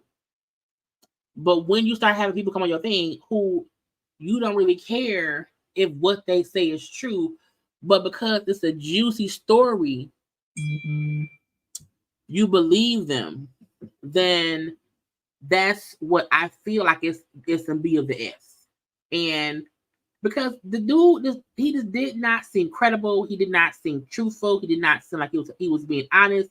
He did not seem like, hold on, I got called DJ. He did not seem like he was being honest. Okay, it was some bull stuff and whatnot. I gotta make sure he's home. What? Why can't I see the house? Why are you in the car still? It's 10, it's almost 7 o'clock. I'm in the garage. I need to show you at the house. I'm in the garage. I'm in the garage. Okay, now I can see it. Well, go in the house. I'll try to take a trash out first. Okay. All right, then. You have a nice day today? Yeah. What are you eating? It wasn't too bad. I got some movies. Okay. Well, go in the house, and I love you. Love you too. Okay. Peace out. How was your day? It was good. It was long. I'm just making sure that you are in the house. Huh? What'd you say? What did you say? I asked what you said. I want to be sure that you're in the house and you're safe. I'm safe. Okay, when I'm on live still, you can say hi to the people.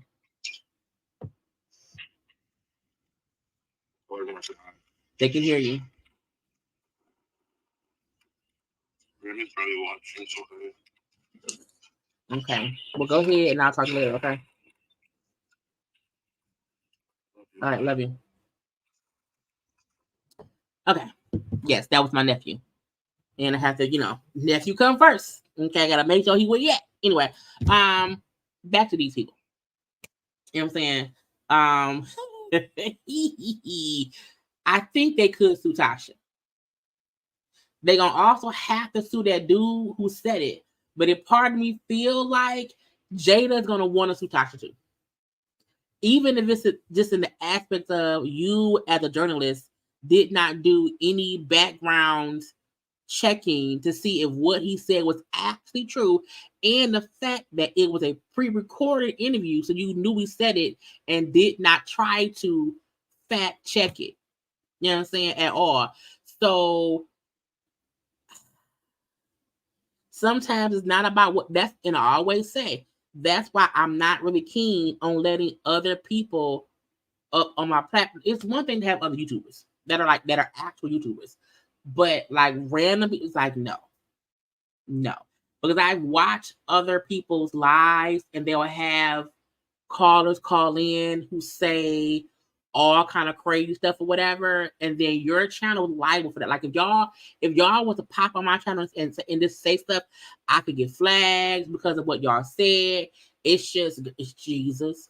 So I just feel like sometimes Tasha's like, I'm going to let other people say slanderous things because it'll get me clicks and views. You know what I'm saying? And it's not me saying it's true, but I'll air it and I'll say it's true and have the drama music, like, oh my God, dun dun dun. I saw Will Smith over the couch with Dwayne Martin, and like it, girl. But I just would not want to do any kind of content that could possibly get me sued or even get me involved in somebody else's lawsuit. You know what I'm saying? Because, girl, who got the time? Not me. But Jada said, bitch, we suing. Jada said flat out. She also said how, because they asked how the Will handle it, and Will was like, you see this shit? Because it was a crazy story. Come on, why does it I hate calling shows I didn't show up there trying to talk? That is hilarious because some people do feel like that. Some people do feel like I came to a person's channel or a person's platform because to hear them, and yeah, I get it. I get it. But yeah, she said Will kind of laughed it off, but he did say, "You see this shit?" You know what I'm saying? And they gonna sue. So Tasha, girl, we hope they don't sue you too. But if they do, I mean, that's on you because I mean you did it. Let's see what I have up next. After Tasha. Now I think the last thing to get into was the whole Keke Palmer thing. Oh no, I want to first get into the I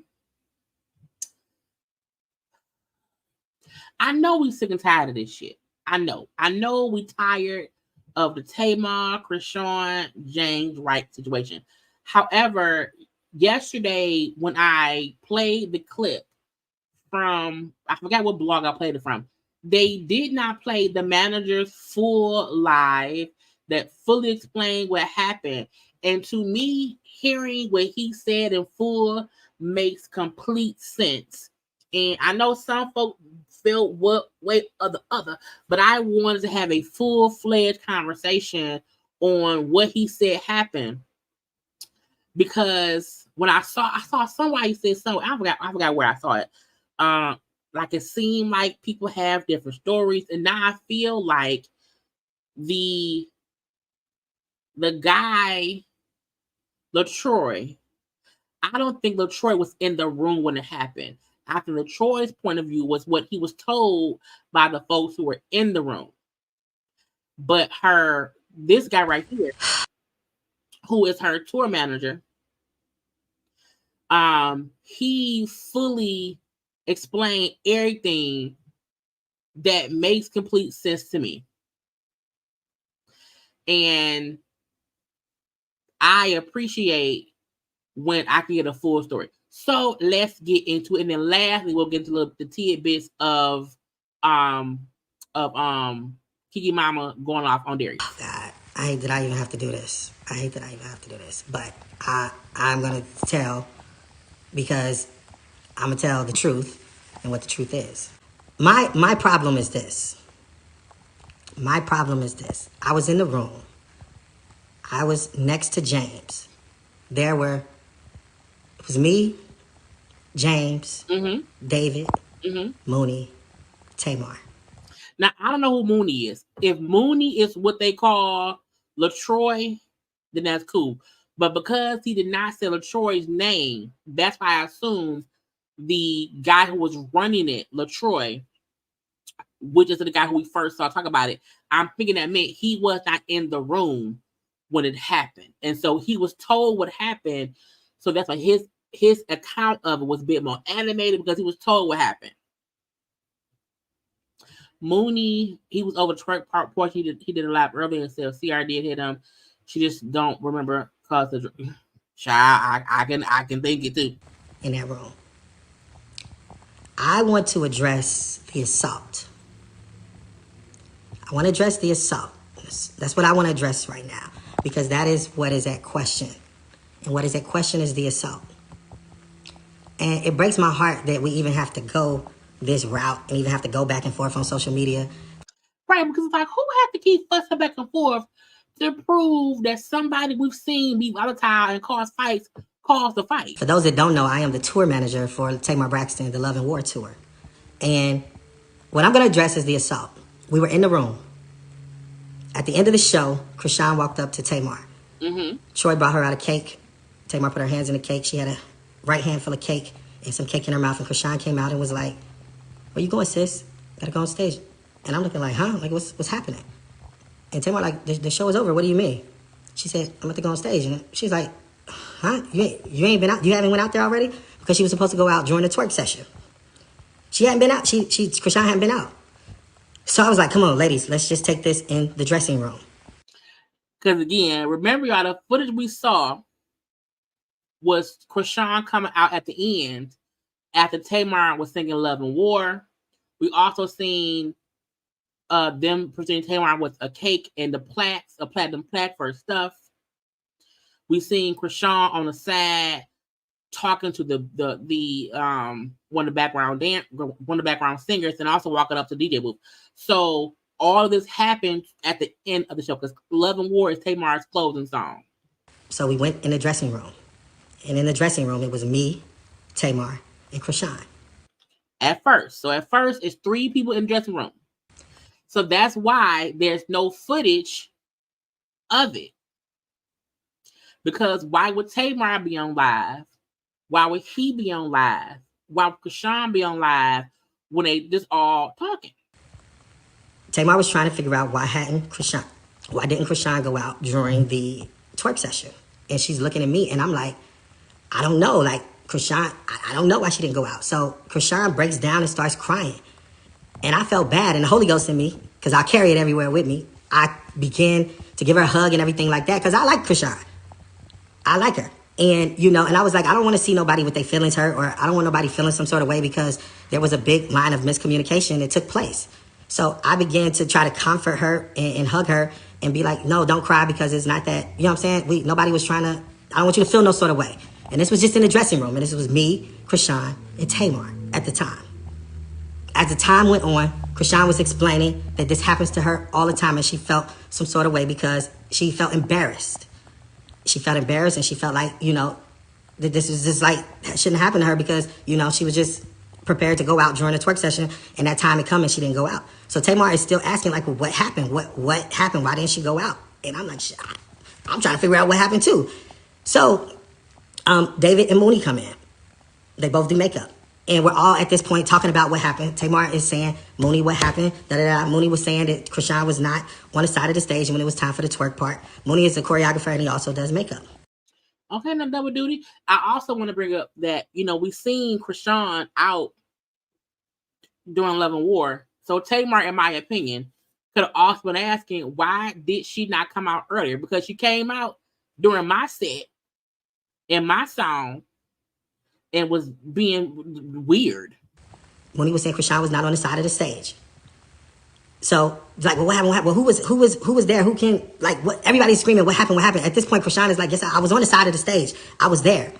And I was like, okay. And I'm trying to calm everybody now just let's do this a peaceful conversation because Krishan is upset. She's very upset. And I'm like, okay, I get it. Like, okay, let's calm down. Like, everybody, let's talk this thing out or whatever.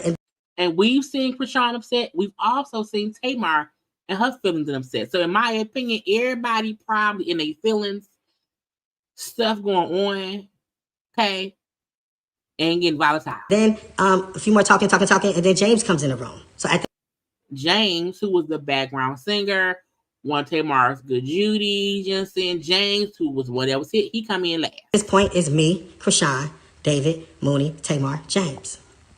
James comes in the room and notices that Krishan is upset. By the mirror, Krishan is on the right-hand side. James is right next to her. He was consoling her, and I was literally right next to James. And Tamar asking James, well, what happened? Why didn't Krishan go out there during the twerk session? And James said, we was looking for her on the side of the stage, and she was not on the side of the stage. And Krishan got very upset, and she was like, I was on the side of the stage. I was there. Where else would I go, man? You lying? Like, that's cap. I was on the side of the stage. Like, I was there on the side of the stage. And James said, no, you wasn't. We caught for you there. Krishan said, say I wasn't there one more time. Say I wasn't there on the side of the stage one more time. James was like, I'm telling you, we was calling you, and you... I'm like, oh, shit. That's why I said, but from before, because everybody, why ain't no footage? Why no? When you fussing and this, not everybody pull out their phone recording when this is like a few people, because at that point in time, ain't no need for no phones to be out. That's one thing. Also, I feel like the whole time it is sounded like she got pissed off out the blue and swung on him, and nobody expected it to go that way. So him to say how we was talking and how they would tell her you weren't where we were looking for you wasn't there, and she felt like, oh, I'm lying, and she started swinging. That's what she do. Literally happened just like that. And here I am, like, this girl just hit this boy a couple of times with them big ass rings on her finger. And I'm just like, no, this is not happening. This is not happening. This is not happening. I get Krishan to the other side of the room. At this point, James' face is leaking with blood. Because if you punch somebody in the nose, if you uppercut somebody in the nose, they tell you to do that because it makes them disoriented. It makes their nose bleed, their eyes get watery, they can't do anything. And you can't. And if you punch somebody with metal rings on your hands, it's going to do some damage, even if it's just 2 or 3 punches. She going off saying, man, that's cap, da-da-da-da-da. Everybody is shocked. And I mean shocked because, mind you, I like Krishan.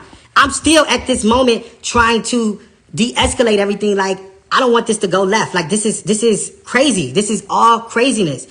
And I'm like, Krishan, you gotta calm down. Everybody, you gotta calm down. Like this, it's a lot of. And truthfully, all shade, Tamar can't afford no more bad press. Because every time, Tamar be mentioned, it be, Tamar involved in some foolishness. So I also feel like they did not want any bad press surrounding the tour where Tamar fighting or whatever, or Tamar invited somebody, blah, blah, blah. So that's like, damn, this tour been going off, seamlessly well. And now this can be a whole big ass issue.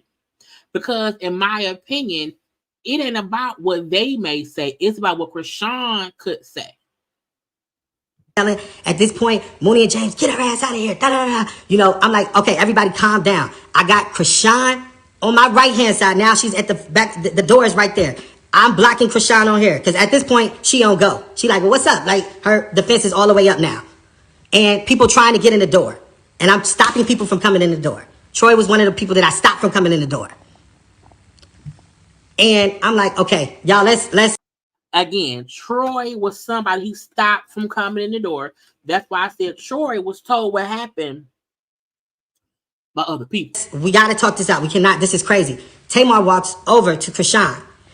That is like, she said, that is like my blood brother. You cannot just go hitting my blood brother in his face. What is wrong with you? What's happening? All of this is going on. Everybody's emotions are on 100. And then I got Krishan out of the room when Bandcamp came in the room. Bandcamp came in the room, got Krishan out of the room, and that was that. I walked out of the room and I called the police. So in the video that she just made and said, well, why wasn't the police there? Why wasn't this there? And actually, to tell the truth, there were 28 security guards in that building that day from the Novo security team. 28. I went to the head of security at Novo and I asked them, I said, I need somebody to get up here right now. Somebody has just been assaulted. They asked me questions. They said, who? I said, James. I said, can you call the police? You know what Novo told me? Novo said they cannot call the police. I had to call the police. You want to know why? Had they told them Tamar was assaulted, Tony Braxton was assaulted, I feel like if it was one of them, it would have been handled. But somebody they don't really know, somebody that's the staff, y'all have to call the police, not us, because we're not really here to protect them. I went and called 911. You can call 911 our public records. You can call 911. You can check the records. Right after immediately happened, I called 911. It took the police over 2 hours to get to the Novo. I was not leaving until the police came. I was not leaving until the police came. It took the police over 2 hours to get to the Novo. The police did come. A police report was reported. This whole incident is horrific. It's crazy. And then for everybody to jump online to say something about Tamar is wild. Everybody say James is lying is wild. Nobody had nothing against Krishan. I love Krishan. I love the ratchetness. I love the rowdiness. I love watching her on Zeus. I love her with the baddies east, west, north, south, all of that. Krishan said one thing that was absolutely correct when she did her live today. I forgot to mention him saying we filed a police report. I think people forget when the incident happens, unless the police comes to the venue or to the location and the person is still there, that's when they arrest somebody. If we call the police because somebody was hit in the face, and it's not no tea, no shade, while we know who James is from Patty Pies, and I know of him because of him with Tamar, I don't think them calling 911. James got hit. Who the fuck is James? We don't know James. You know what I'm saying? So I don't think that would make the police come fast. Now, had they said Tamar Braxton or Tony Braxton, which is assaulted, they may have came a little bit faster, okay? But the fact that all they did was file a police report. The only time somebody gets arrested immediately, again, if you come to the place where it happened, the person's still there, and you say there, yes, I want to press charges, the person take away. Krishan was the one who said, I left. And I went somewhere else and then with her not kid, meaning after the fight happened, she left. So when the police got there, she wasn't there to be arrested. And if they file a report, it's up to the police to file it, get a warrant, say what the charges will be. Y'all think how SVU had things be happening, within an hour? That ain't how real life go. She said, I'm that bitch. God got me. And she's absolutely correct. For somebody of her stature to come from where she came from and to somehow manage to garnish the hearts of over 5 million people that follow her on Instagram, yes, she is that bitch. For somebody to have a song that a whole stadium can recite, yes, she is that bitch. For somebody who can have a hit reality TV show, I'm sorry, yes, she is that bitch. And for somebody to say otherwise, they are clearly hating. Krishan is infamous, absolutely. Krishan gets attention, absolutely. Krishan has a presence about her that does make people watch her or whatever. However, Krishan thinking she's that bitch is why she gets in so much trouble. Krishan not having self-control is why she be getting in trouble. It's also why she had a baby. My point is, Krishan being that bitch don't mean nothing because she's uncontrollable and gonna get her head cracked one day. She is that bitch. But guess what? Krishan hit the wrong bitch. Because guess who else is that bitch? James Rice Chanel. And he did nothing to her. He did nothing to her. He was consoling her. And she popped him a couple of times. And that's why his face looked like it looked. And if you are in the public eye multiple times like you are, you would not show your face either. I was there when the police came. I was there when the police left. I literally flew to New York the next day, hopped on a plane, flew back to LA because it was just a lot going on. And it was just like, I hate that all of this is happening. I hate that all of this is happening. I hate that everybody trying to blame Tamar. I hate that everybody trying to now always talk all of this stuff because this tour, Love and War, we are supposed to be celebrating 10 years of a great album, an album that helps so many people through whatever times. Music saves people. I get it. I agree. That's why nobody understands why Tamar invited Krishan. Because her whole point of the tour, Krishan is like toxic energy. Like, even when she sings sober, she still sings uneasy and on edge. You know what I'm saying? It always feel like some shit about to go left.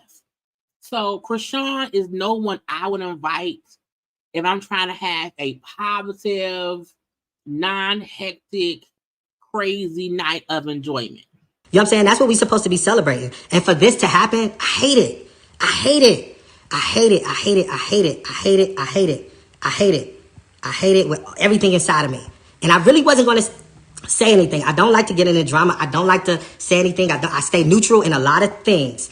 I don't like to take people's sides. I stay neutral. Right is right and wrong is wrong. But when I got online and I seen that the DJ Sky and Krishan was saying, I didn't hit anybody.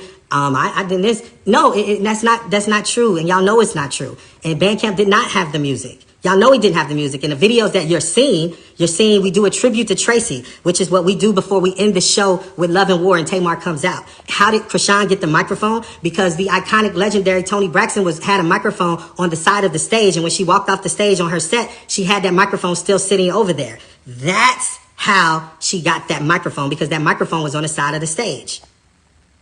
She was not supposed to come out on Love and War. Love and War is the ending of the tour. So when she's out there, of course, what is Tamar supposed to do? Hey, y'all, this is my sister. Tamar had no idea she hadn't came out there before because Tamar was in the back or whatever. And we kept saying that Tamar looked like she was trying to control Krishan. The Bandcamp did not have the music. As you see, she was up there trying to airdrop the music to him. I'm the one who told DJ Sky to get off of the stage because at that point, I really honestly didn't know what was going on. And I was like, yo, you got to get off the stage. This is a whole production going on. Like, what are you doing? Like, you got to move. And she wasn't taking to what I was saying. She's like, I'm DJ Sky. I'm Krishan's DJ. And I was like, oh, okay, you got to go, though, because we in a show, babe. Like, you got to go. And when I tell you I was being nice and I'm not taking no sides or anything like that, my spirit, everybody who knows me, you can try the spirit by the spirit. You know me. You know me. You know me, and I'm not a mean person. Now, I can have some choice words. But in this case, I love Krishan. That's the crazy thing. I love it. But it wasn't a vibe that night. It was just like, it was like horrible. And I just wish that it was a vibe because it would have, been great. The outcome would have been great. But it was like, here's the thing with that. When people say clout chasing, Tamar has so millions of albums. Like nobody has to clout chase. Boom. That, to me, that's proof enough that some shit happened because Tamar, that's why we get so mad at Tamar when Tamar be caught up in bullshit. Because we be like, Tamar is actually so talented. She's an amazing singer. She has amazing songs. So that's why we get so mad at her when she is caught up in the bullshit. Because she don't need to be caught up in the bullshit. She can just be who she is. And Krishan and that lady she's with, that I guess her DJ friend or whatever, who was saying, oh, it's a clout. What? It sounds dumb. Like, it sounds dumb. This tour, the LA show was sold out weeks before we even got to LA. Weeks before we got to LA, the show was sold out. Every show that we have done has been sold out. Nobody has to clout chase. Nobody's looking for anybody to do anything. Every show was sold out. Thank God. Thank God, because God favors us. Even when Krishan and that girl said we were supposed to go to Chris Brown's like party, I'm like, who the fuck? What 23-year-old person you know? Because Krishan 23.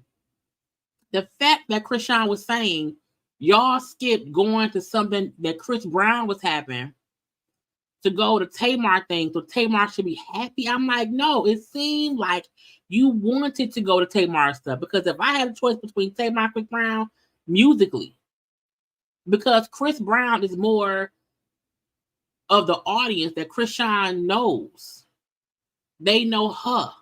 So I'm like, so you mean tell me the 23-year-old people skipped going to a Chris Brown concert, event, party, or whatever to go hang out with Tamar and them? Girl, bye. Favors this team. God favors Tamar. Every show was sold out. And when you get in the audience, the audience, if you've ever been to a Tamar Braxton show with the real Tamartians out there, the millions and millions of people that follow her, they know all of her songs verbatim. I literally sometimes sit in shock, and people still know these songs from 10 years ago. And I'm like, hello, she's a Braxton. The Braxtons are like the black versions of the Kardashians for the African American community. Amen. And and it is what it is. Because the same way the Kardashians get on our damn nerves, so does the Braxtons. They are all iconic. They are all iconic, and everybody knows who the Braxtons are. So it was like, nobody needs any clout to do anything. Nobody needs nothing. The show, we've had iconic, legendary people in the audience that have not mentioned we did not mention that they were even there. They were just coming to see the show. Nobody needs anybody named to see a show. I hate that all of this is misfortunate. I hate it because everybody, and I look at everybody as a good person. I don't see the evil in people, and sometimes that's my problem as tour manager, because I do know that there are evil people in the world. And I just wish all of this would go away. And the only reason I am saying something, and I got on here, because my friend is injured and he is hurt mentally and physically. And I don't like that, because we came to do a show. We came to get the people what they wanted. The people had an amazing time at the show. Everything was great. And then to hear somebody say, whatever she said, be careful or something like that. Baby, let me tell you something. You say you. Because Krishan was saying, be careful, as if Tamar, it was as if she was, you know what I'm saying? It seemed like a bit of a threat, but I was like, that seemed too much. Of God, and God is this. The weapons will form, but they will not prosper. The weapons will form, but they will not prosper. And sometimes what people really need in life is a good reality check. And as much as I love Krishan, and as much as I love the ratchetness, there is a time and a place for everything. Mm-hmm. And it really, really, really was a horrible situation. And I'm just like, you make it, and Tamar really, I'm like, it was like damned if you say something and damned if you don't. She was, trying to say something so that everybody won't think that, okay, well, what type of friend is her? She's not saying anything. But because that's what folks was saying at first.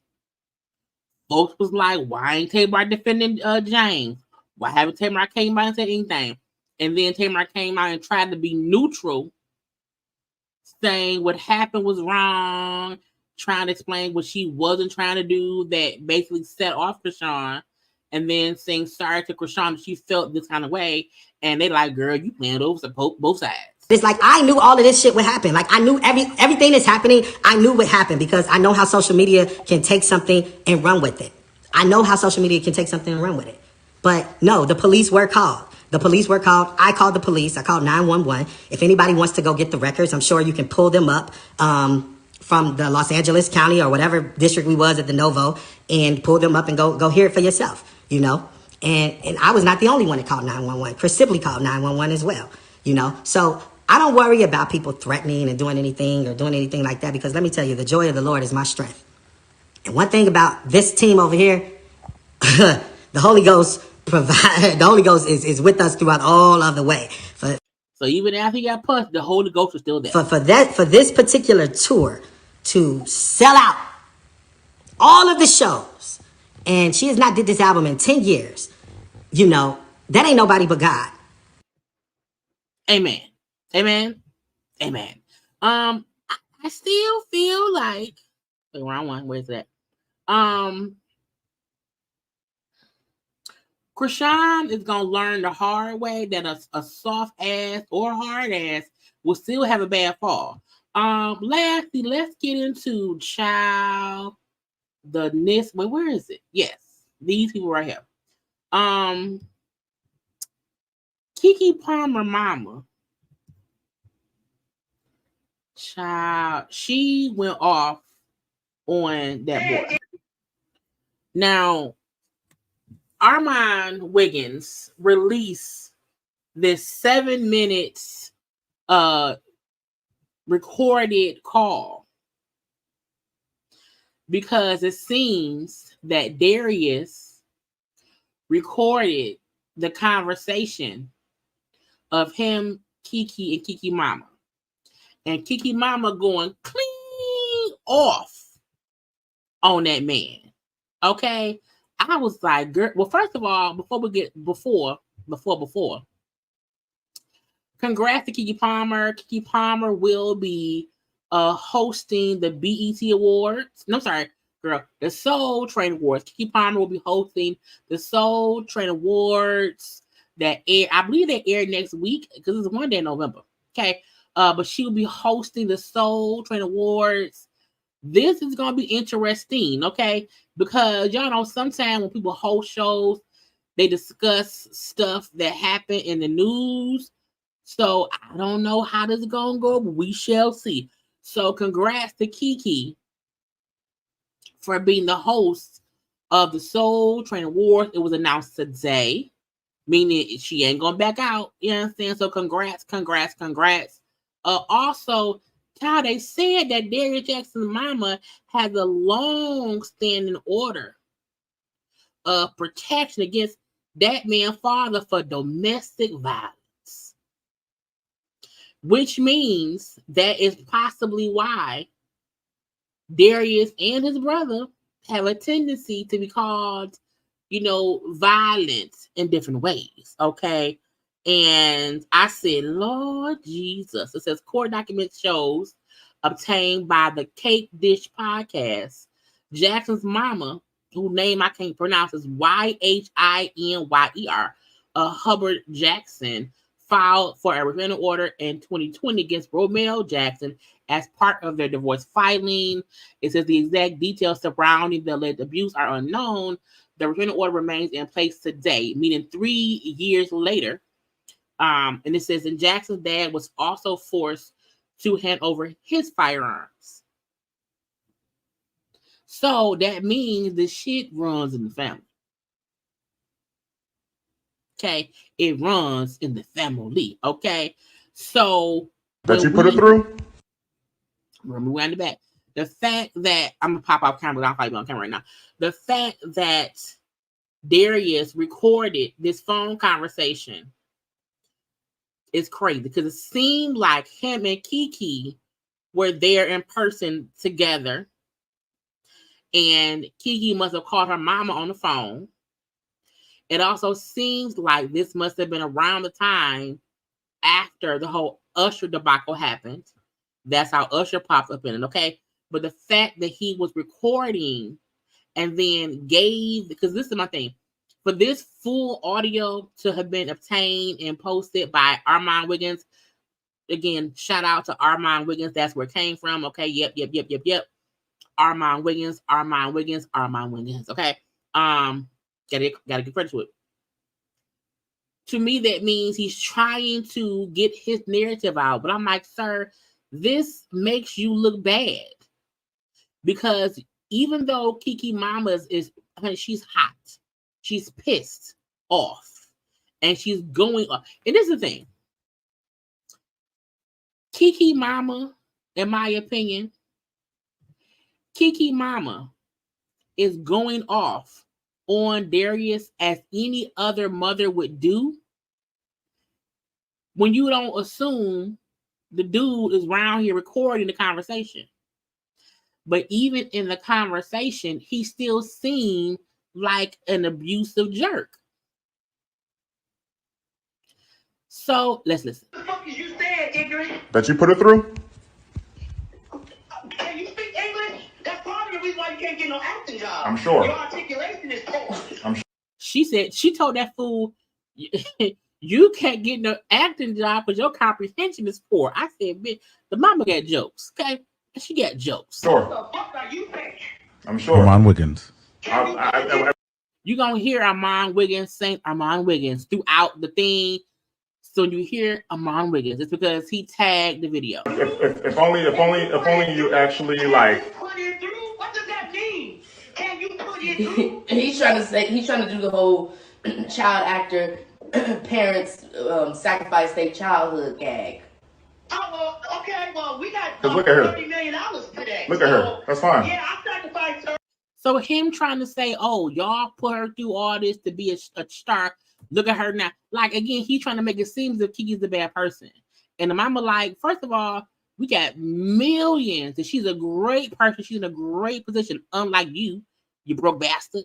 Okay. Armand Wiggins. But what did your mom do to you? Huh? She fucked you up. My mom's fine. You should have been a child entertainer. I'm good. You should have been one. Maybe you would have more gumption. Maybe you would have more get to it. Because your mama fucked you up. Your mama fucked you up. Maybe your mama should have helped you do better. Maybe your mama. He turned you into a punk ass mama's boy who harasses a woman. What kind of bullshit is that? A punk ass who harasses women. Your mama should be ashamed of herself. She should Armand. be telling you, why are you harassing this girl, Just Jerry? leave her alone. Because Why are you doing this? Again, asking, why are you harassing my daughter? Your mama raised you. She should be ashamed of you because you round here harassing my daughter. Why are you harassing my daughter? Which to me means Keke was probably there. He came over there and the mama wasn't there. So they called my mama because he over with me. And the mama going off. Why say horrible things to her? she's the one that kept wanting to come back around. Trust me, I didn't want this. Well, that makes no sense as to why you harass. You don't. There's no need to say horrible things and send me this Usher picture. There's no reason for that. You do that. Right. Harassing me. And she said, sending me an Usher picture. Because you're nuts. Yeah. There's no reason for you to say that. Jezebel, calling me hate. Now, the mom in the background, Usher is gay. Usher is mama. Harass. You don't. There's no need to say horrible things and send me this Usher picture. There's no reason for that. You do that because you're nuts. Yeah. There's no reason for you to say that. Jezebel, calling me Haiti. That's all unnecessary. You do all of that unnecessarily because something's wrong with your mind. It's not normal. You sound like you have a broken brain and you need to go to see somebody because you're chemically imbalanced. There's nothing that I've done for you to stay on that page. People have endured more. I've endured more from you and I don't do that to you. I don't sit up there and call you all kinds of names and do stuff like that. You randomly have an episode and then you harass me for an hour straight. So, even her saying, it's something wrong with you. You need to, it's something wrong. So, we know this is around the time, like, it's something wrong with you. It's you. It's you. And him listening to her mean he knows something wrong with him. That's what you do. It's not normal. It's not necessary. You could just not talk to me. I'm gonna harass you. Usher's bisexual. He sleeps with men, you stupid motherfucker. Armand Wiggins. You should know you spend a lot of time with Dorian. Usher, you a dumb motherfucker. And then you let your family, you let your brother talk you into, hey man, look, your brother's a pussy too. Your brother's a pussy. Look, the mama, the one thing I don't agree with is, well, look, I don't know what Usher do. I don't know. But the mama say, because the mama, let me put up. Mama has said, after the audio was leaked, let me show y'all, because y'all heard her saying how she's saying Usher is gay, Usher's bisexual, or whatever.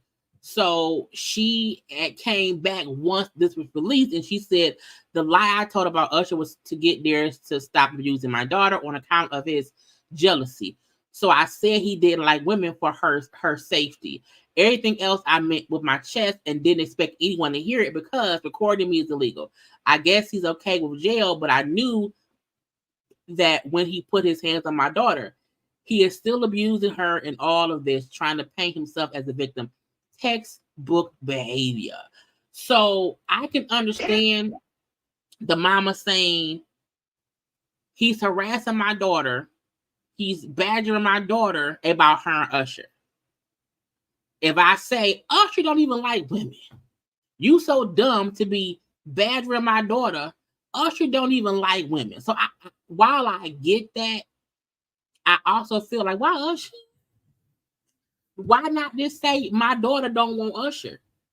But when somebody has it in their head, when crazy deranged men have it in their head that somebody you're around wants you, they feel like they have the right to be upset.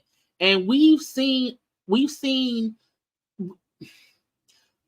women have been out, and we have to sometimes say, oh, that's my friend. Man, he don't even like her. You know what I'm saying? You have to do things so that people won't be upset with you. We've had to say before, man, he gay. He don't want me. Just if you think your boyfriend or whatever is crazy enough to think something going on. You know what I'm saying? The same way women will say, oh, to a guy who like her, I'm gay. I don't even like men. Because you don't want the man to keep coming at you. You know what I'm saying? So I feel like I can understand what the mama meant, because sometimes people will say that they are gay so that somebody won't talk to them. The one time I kissed a girl back when I was in my 20s, like I was maybe 19 or 20 years old, was because it was some guys talking to me and my friend or whatever, and we was like, oh my God. And we didn't say we was gay, and they didn't believe us. And they said, if y'all are gay, then kiss. And that's the only time I kissed a girl. You know what I'm saying? So hearing the mama and hearing Keke say, you badgering me about Usher. You badgering me about Usher. And the mom said, man, Usher's gay. He's bisexual. You know what I'm saying? Meaning he don't even want my daughter. So why are you upset? Okay. So that was her excuse of why she said, okay. But let's get back to that. His reputation in Hollywood is he's a fuck boy. And he's an asshole. And nobody really. Child, she mean him or the brother. Let me wind a little bit, okay? I think that's what she was saying. The brother ain't shit. Hey, man. Look, your brother's a pussy, too. His reputation in Hollywood is he's a fuck boy. Now, that's true. I've heard people say that about him. And he's an asshole. And nobody really likes him. Lauren London don't like his ass. And the reason the mom gonna say, why she bring up Lauren London? If you don't know, Sharonis was on that show called Gangs People Play. It was Sharonis, it was Lauren London, and that was the show first came about before Nipsey passed away. And Lauren did not come back after Nipsey passed away, but she was on that show with him. So I'm assuming, because people in the industry talk, she maybe did not like Sharonis, but I've heard rumors myself of people say that Sharonis is a bit of an asshole. Armand Wiggins. So at the end of the day, you, the Jacksons, are fucking jokes. You guys are fucking jokes. That's what you are. You're a fucking joke. So don't blame Keke for being a joke. You was a joke before you met her. Armand Wiggins. So don't blame her. Don't call her cunt. And what man thinks they gonna call the mother of their child cunt, bitches, whores, you've been run through, but I'm gonna come and get. He said Keke Palmer been ringing through. We ain't never heard of anybody Keke Palmer dated. We ain't never had no Keke Palmer tea. We ain't never had no Keke Palmer drama until she got with this fool. So the fact that he around here trying to insinuate or say that Keke Palmer ran through, what?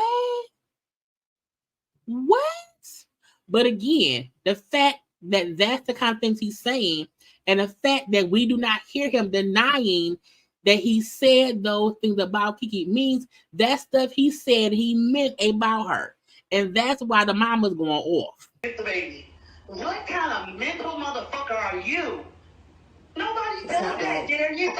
Nobody does that. What woman wants their child to go be with a man who calls them cunts and bitches? That's the stupidest thing I've ever. If my daughter ever give you the baby after you call her a cunt, I'm gonna beat her ass. And because I keep seeing people say stuff like this, and we have to understand people do not come into the relationship as their flawed selves. You find out who they are over time. We also have to remember Keke and him were only together for 2 years. Their son currently is 8 months. So by the time she was with him, his assholeness started to show. So at that point, that part don't matter. Because so many times we as women get into relationships and we do not know the man is crazy and deranged until we are in it. And then once we're in it, we have to get out of it. So nobody comes in as the monster. No one comes in as the monster. The monster raises his ugly head after they've gained the trust of the person they want to deceive. No abusive relationship starts with physical abuse.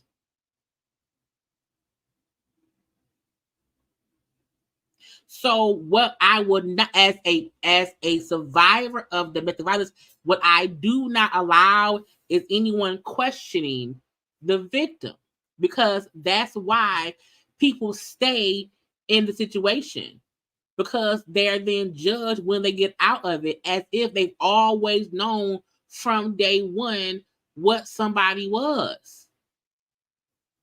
But let's keep listening. Armand Wiggins. Baby's gonna be back in my arms. I'm like, the inevitable's gonna happen. He's gonna grow up to be a man, a real man, and he's gonna go ahead and just come on over. All right. Dad, I'm his dad. And you because you can tell that he's recording from like a little bit away, because the mama sometimes sounds a bit muffled because he's hiding the phone and they don't know that he's recording. But even you hear the mama saying, and you also hear Keke saying, what makes you think your son would think what you do is a good thing? I'm like, the inevitable's gonna happen. He's gonna grow up to be a man, a real man, and he's gonna go ahead and just come on over. All right. Dad, I'm his dad. I'm his dad. I'm his dad. I don't care about what you all think. I don't care what you think, especially Keke. I don't care about what anybody else thinks. See, how you gonna say you, Keke? I especially don't care what you think. She's the fucking mother. Dad, I'm his dad. I'm his dad. I'm his dad. I don't care about what you all think. I don't care what you think, especially Keke. I don't care about what anybody else thinks. Sharon, your opinion is very little to me. You're wasting your breath right now, Sharon. You're wasting your breath right now. You're wasting your breath right now. Trust me.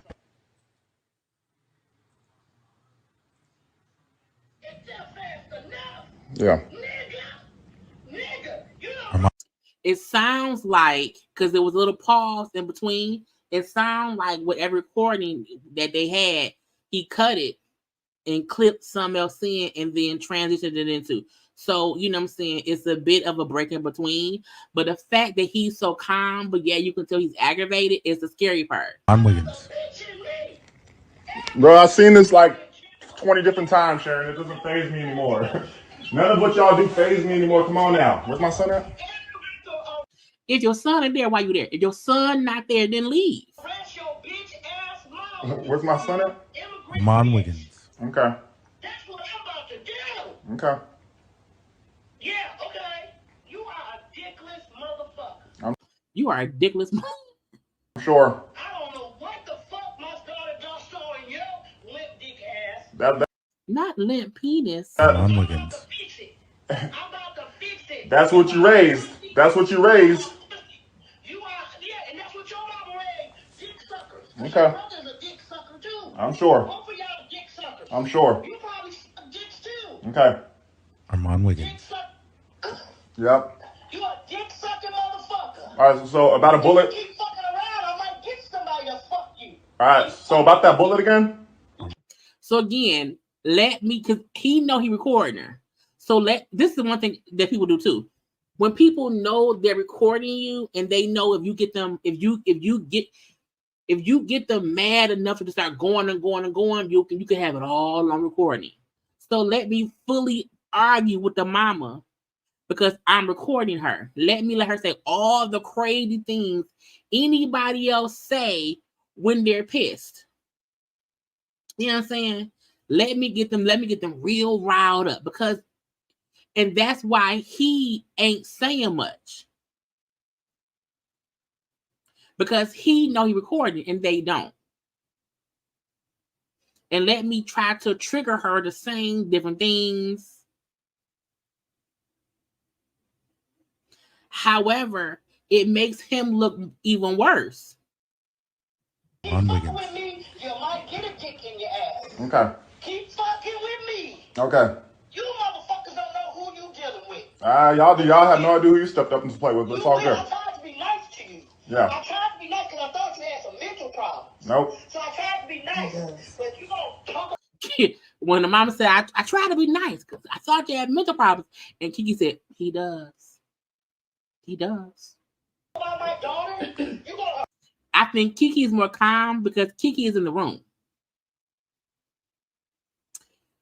Keke is in the room. The mama on the phone.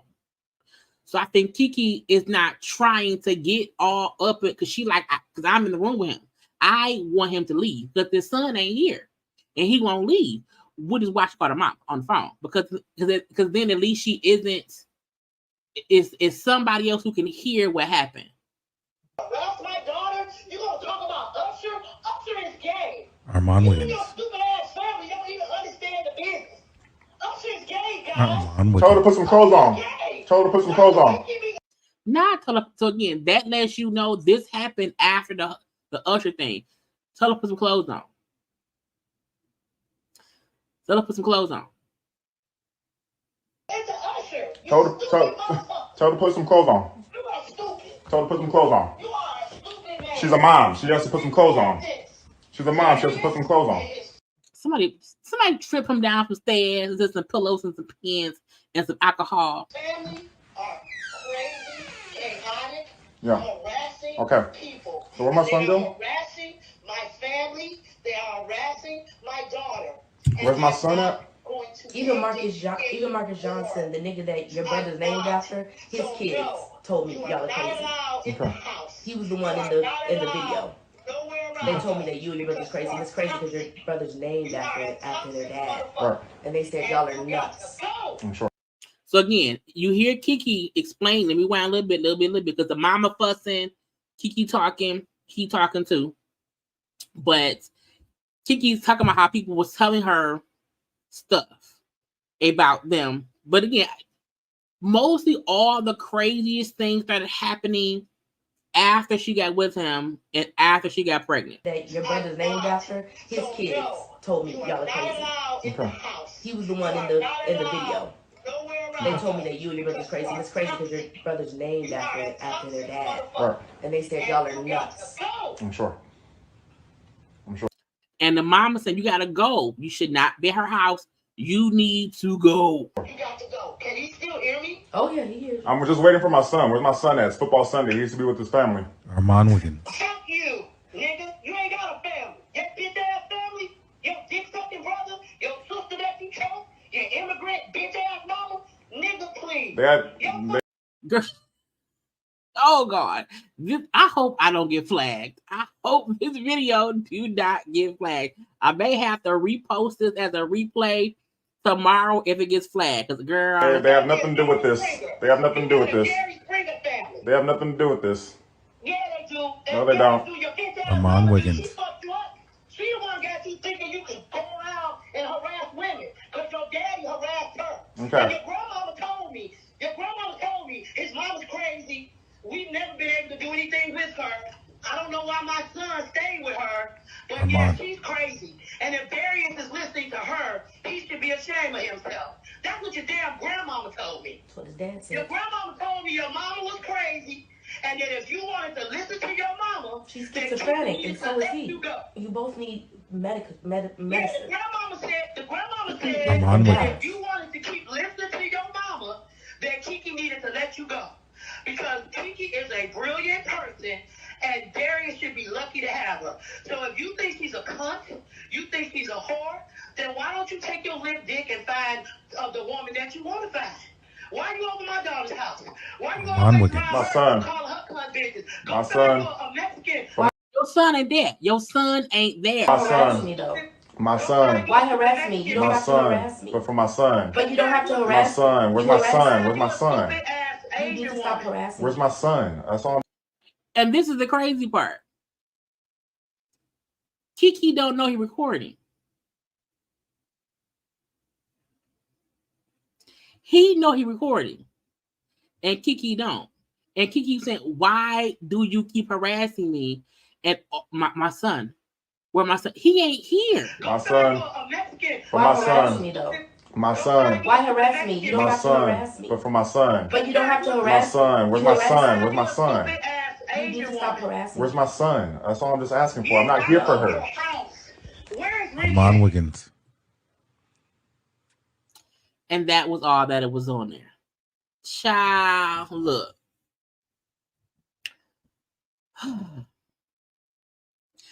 Look, I see people blaming Keke, asking questions as if it's Keke's fault, and I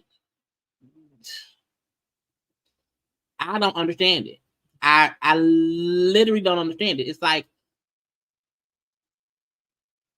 that's pointless to me. That's why a lot of people don't leave. That's why a lot of people don't come forward, because people then want to ask questions that has nothing to do with the fact that somebody is crazy enough to be harassing that lady, being violent with that lady, and once she got the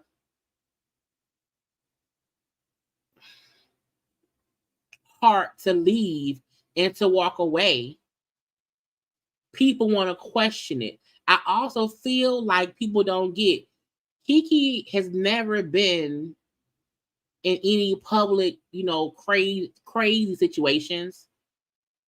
And some people like to keep it's embarrassing.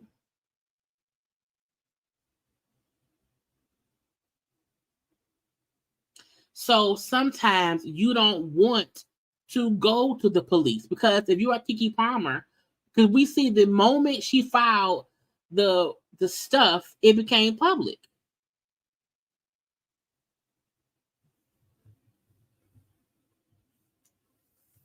Also, you hope things will get. I said before, when you are in a situation, every day is not a bad day. Some days are good days. Keke got pregnant because of the good days. People get it be good days. So it don't matter that the family. How many times do people in regular life be with dudes who we know crazy as hell, and we warn them and they stay, and people stay until they choose to leave for whatever the reasons may be. But blaming Keke about when she left and how she left and why didn't she call the police and why this and why that and blah blah blah blue, it's like y'all asking questions as if that matters. What matters is she realized, I can't stay with him because he's fucking insane.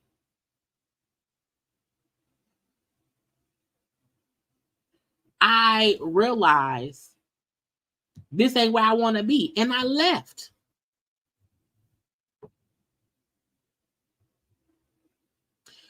The fact that we see and we had the same conversation like 3 days ago.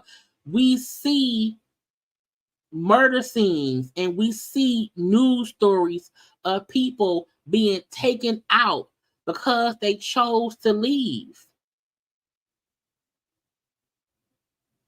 I would never question, well, why did so-and-so, didn't they know? They left. Finally. But then ain't no point in asking why this and that. And the fact that we had to keep saying that she was really only with him for 2 years.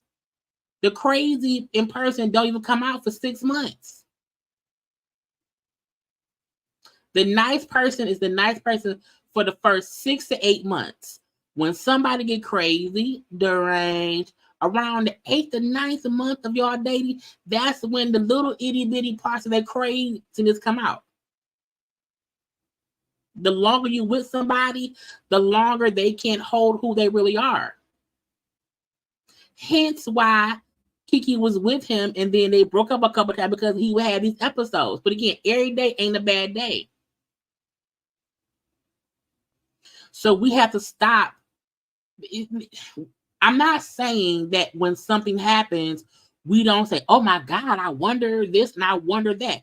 But now we have enough information to know she tried to make it work. She's young, she's pregnant. You think it won't get no worse? You think, okay, you know what I'm saying? It's because again, and we also have to get verbal, emotional, and mental abuse hit different because you think it's something to be worked through.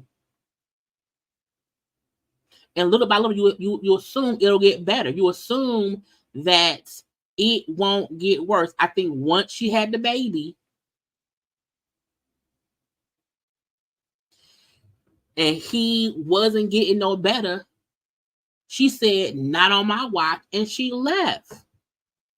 I seen somebody comment and say she had proof. It was somewhere on when the photos came out. I thought on Twitter, and somebody said he had did something back in 2022. I was like, yeah. A lot of people have a situation that happened, and then the person say sorry, and you forgive them because you think it won't get any worse until it does, and then you choose to leave. The fact that we see Krishan still chasing behind Blueface, who may not be physically abusive. I don't know, but it's still toxic.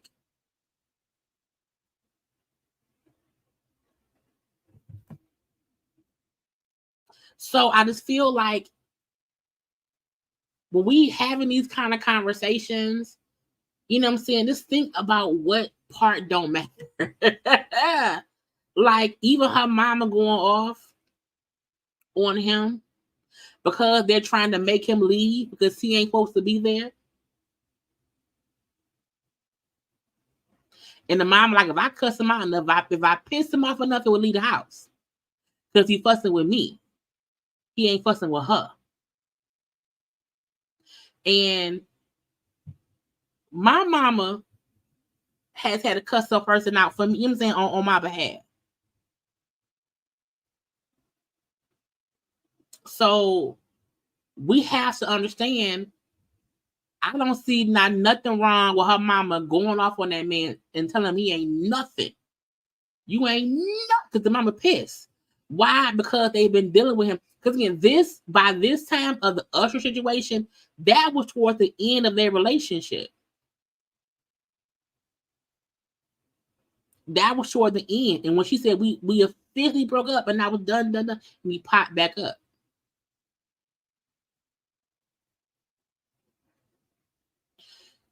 Keke is lucky enough to be able to leave the situation and not only leave the situation, but have the means to try your best to protect yourself.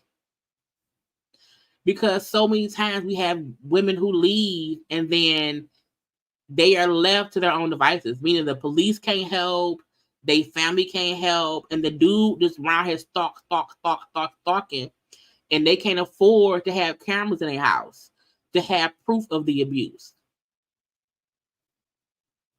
They can't afford to have a real good lawyer to get, to make sure they get custody of their kids. So many times the men will, like with Martell and Mel, well, the men will use the kids as a go-between to hold on to the woman, and then the woman is stuck having to deal with the man because they had kids.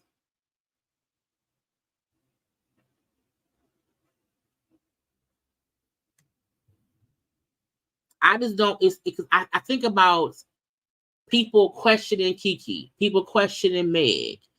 Even Royce Reed, who's basically being bullied and harassed by Dwight Howard for her account. You know what I'm saying? There's people who even the way Jada Pinkett Smith is judged. You know what I'm saying? So many people be out here judging black women, and just do not want to be this kind of clear-headed enough to understand life be licensed. When we watch, P Valley, and you have Keyshawn, who's in the house with that crazy ass white man who be beat her ass, and she can't get out.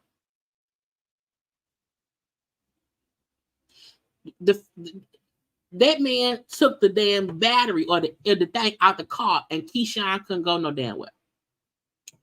There are literally women in these abusive situations in life, and they cannot escape. Or you have to plan when to escape.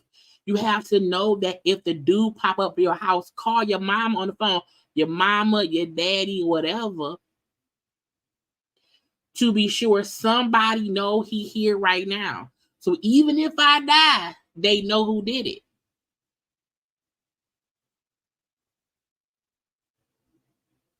So every time I see somebody questioning why Keke didn't do this or why Keke did that, and I'm like, to me, that is a notch on the belt of defending Darius.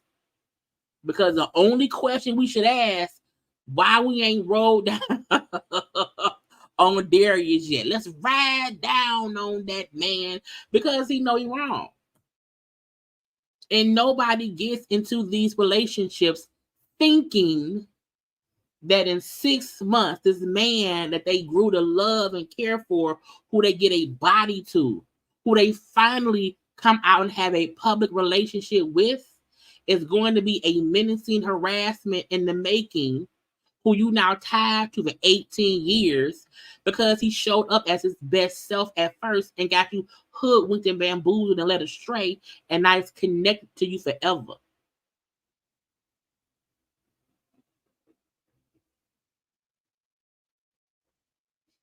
Thank you, Is it B Hallett, for the super chats?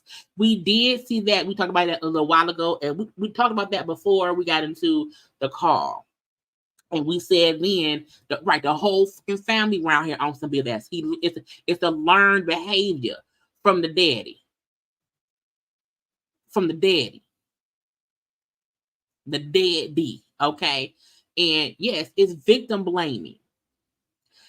Victim blaming isn't always someone just saying, well, it's Keke's fault. Sometimes victim blaming is just questioning the victim more than the assailant.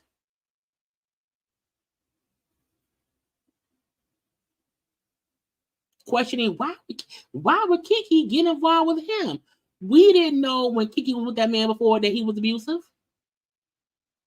He ain't say nothing. It was not until he made that Twitter post that people felt like, oh, he on some BS. But at that point, the stuff had already been, so we didn't even know. You want to know why? Because it wasn't our business.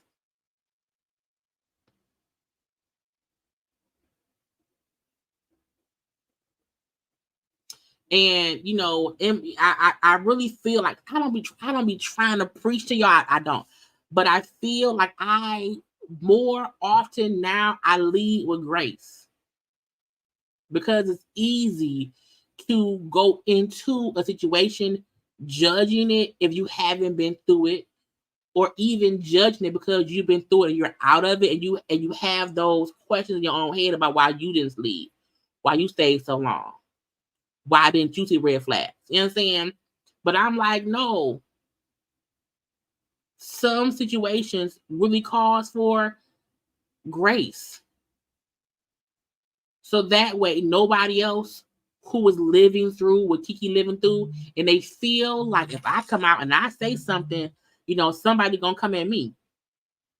Thank you, Lisa Edwards, for the Cash App. Thank you.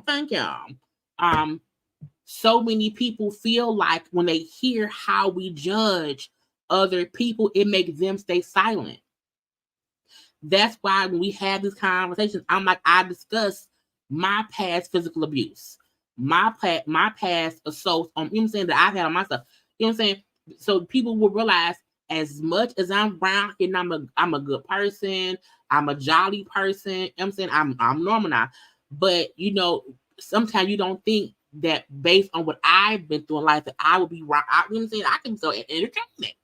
Because some people feel like, you know what I'm saying, they can't get out of or move past what's happened in their life. It's a reason why some women who have lost babies or have just went through things, or even men who may be gay, you know what I'm saying? I don't want to say I'm gay, because look how folk judge men for being gay. And then people stay in a little bubble. And we don't want people busting their own bubbles because they can't take the pain of being in their own bubble. Pay attention to what I just said. We don't want people busting their own bubbles because they can't take the pain of them being in their own bubble.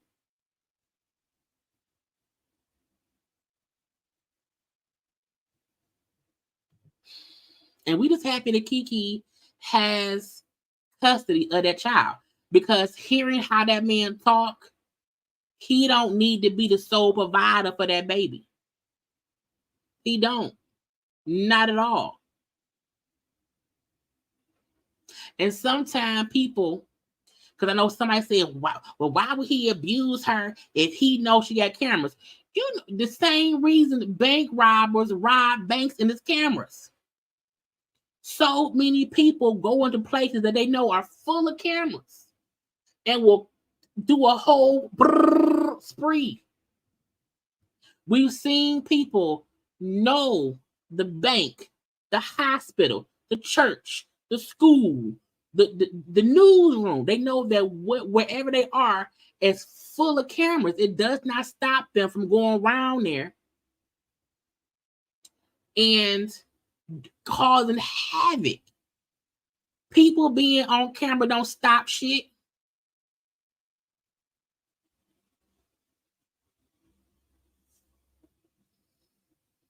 Come on now, dog. Darius is an example of what is the harm in having their father in their life after he's been abusive to mama. Boom. The mama saying, meaning his mama, that she don't get involved in his business is crazy, which kind of sort of means my son be on some wilding out shit and I don't want to get involved. Because the daddy did shit to me, I can't get involved. Because they may beat my ass. I don't want to get involved.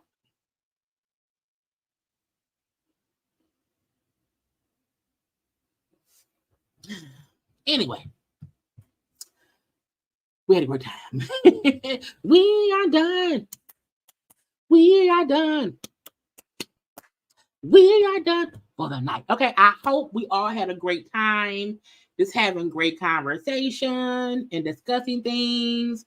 And y'all know that if it's more to discuss tomorrow, whatever new development that happens tomorrow, because I'm pretty sure it's going to be some kind of new development tomorrow. We will have a conversation around here at 9 p.m. Okay? Now, if nothing comes out tomorrow, maybe I won't be live tomorrow, but I don't know. But y'all know the lives are always set. Okay? So, follow me at JayLeesCorner. Okay? Twitter, TikTok, IG. Okay? Like, comment, share, subscribe, and all that good stuff. I want y'all to have a great, great rest of y'all nights. I love you all. Be safe, be safe, be safe wherever you may be. Okay? And y'all know we have a good time around here on the corner. I hope y'all had a good time. And y'all know no matter what your opinion may be, that's fine. Okay, that's fine. Just be good and safe at the end of the day. Okay, I gotta go. I love you all, and I will talk to y'all tomorrow. Bye.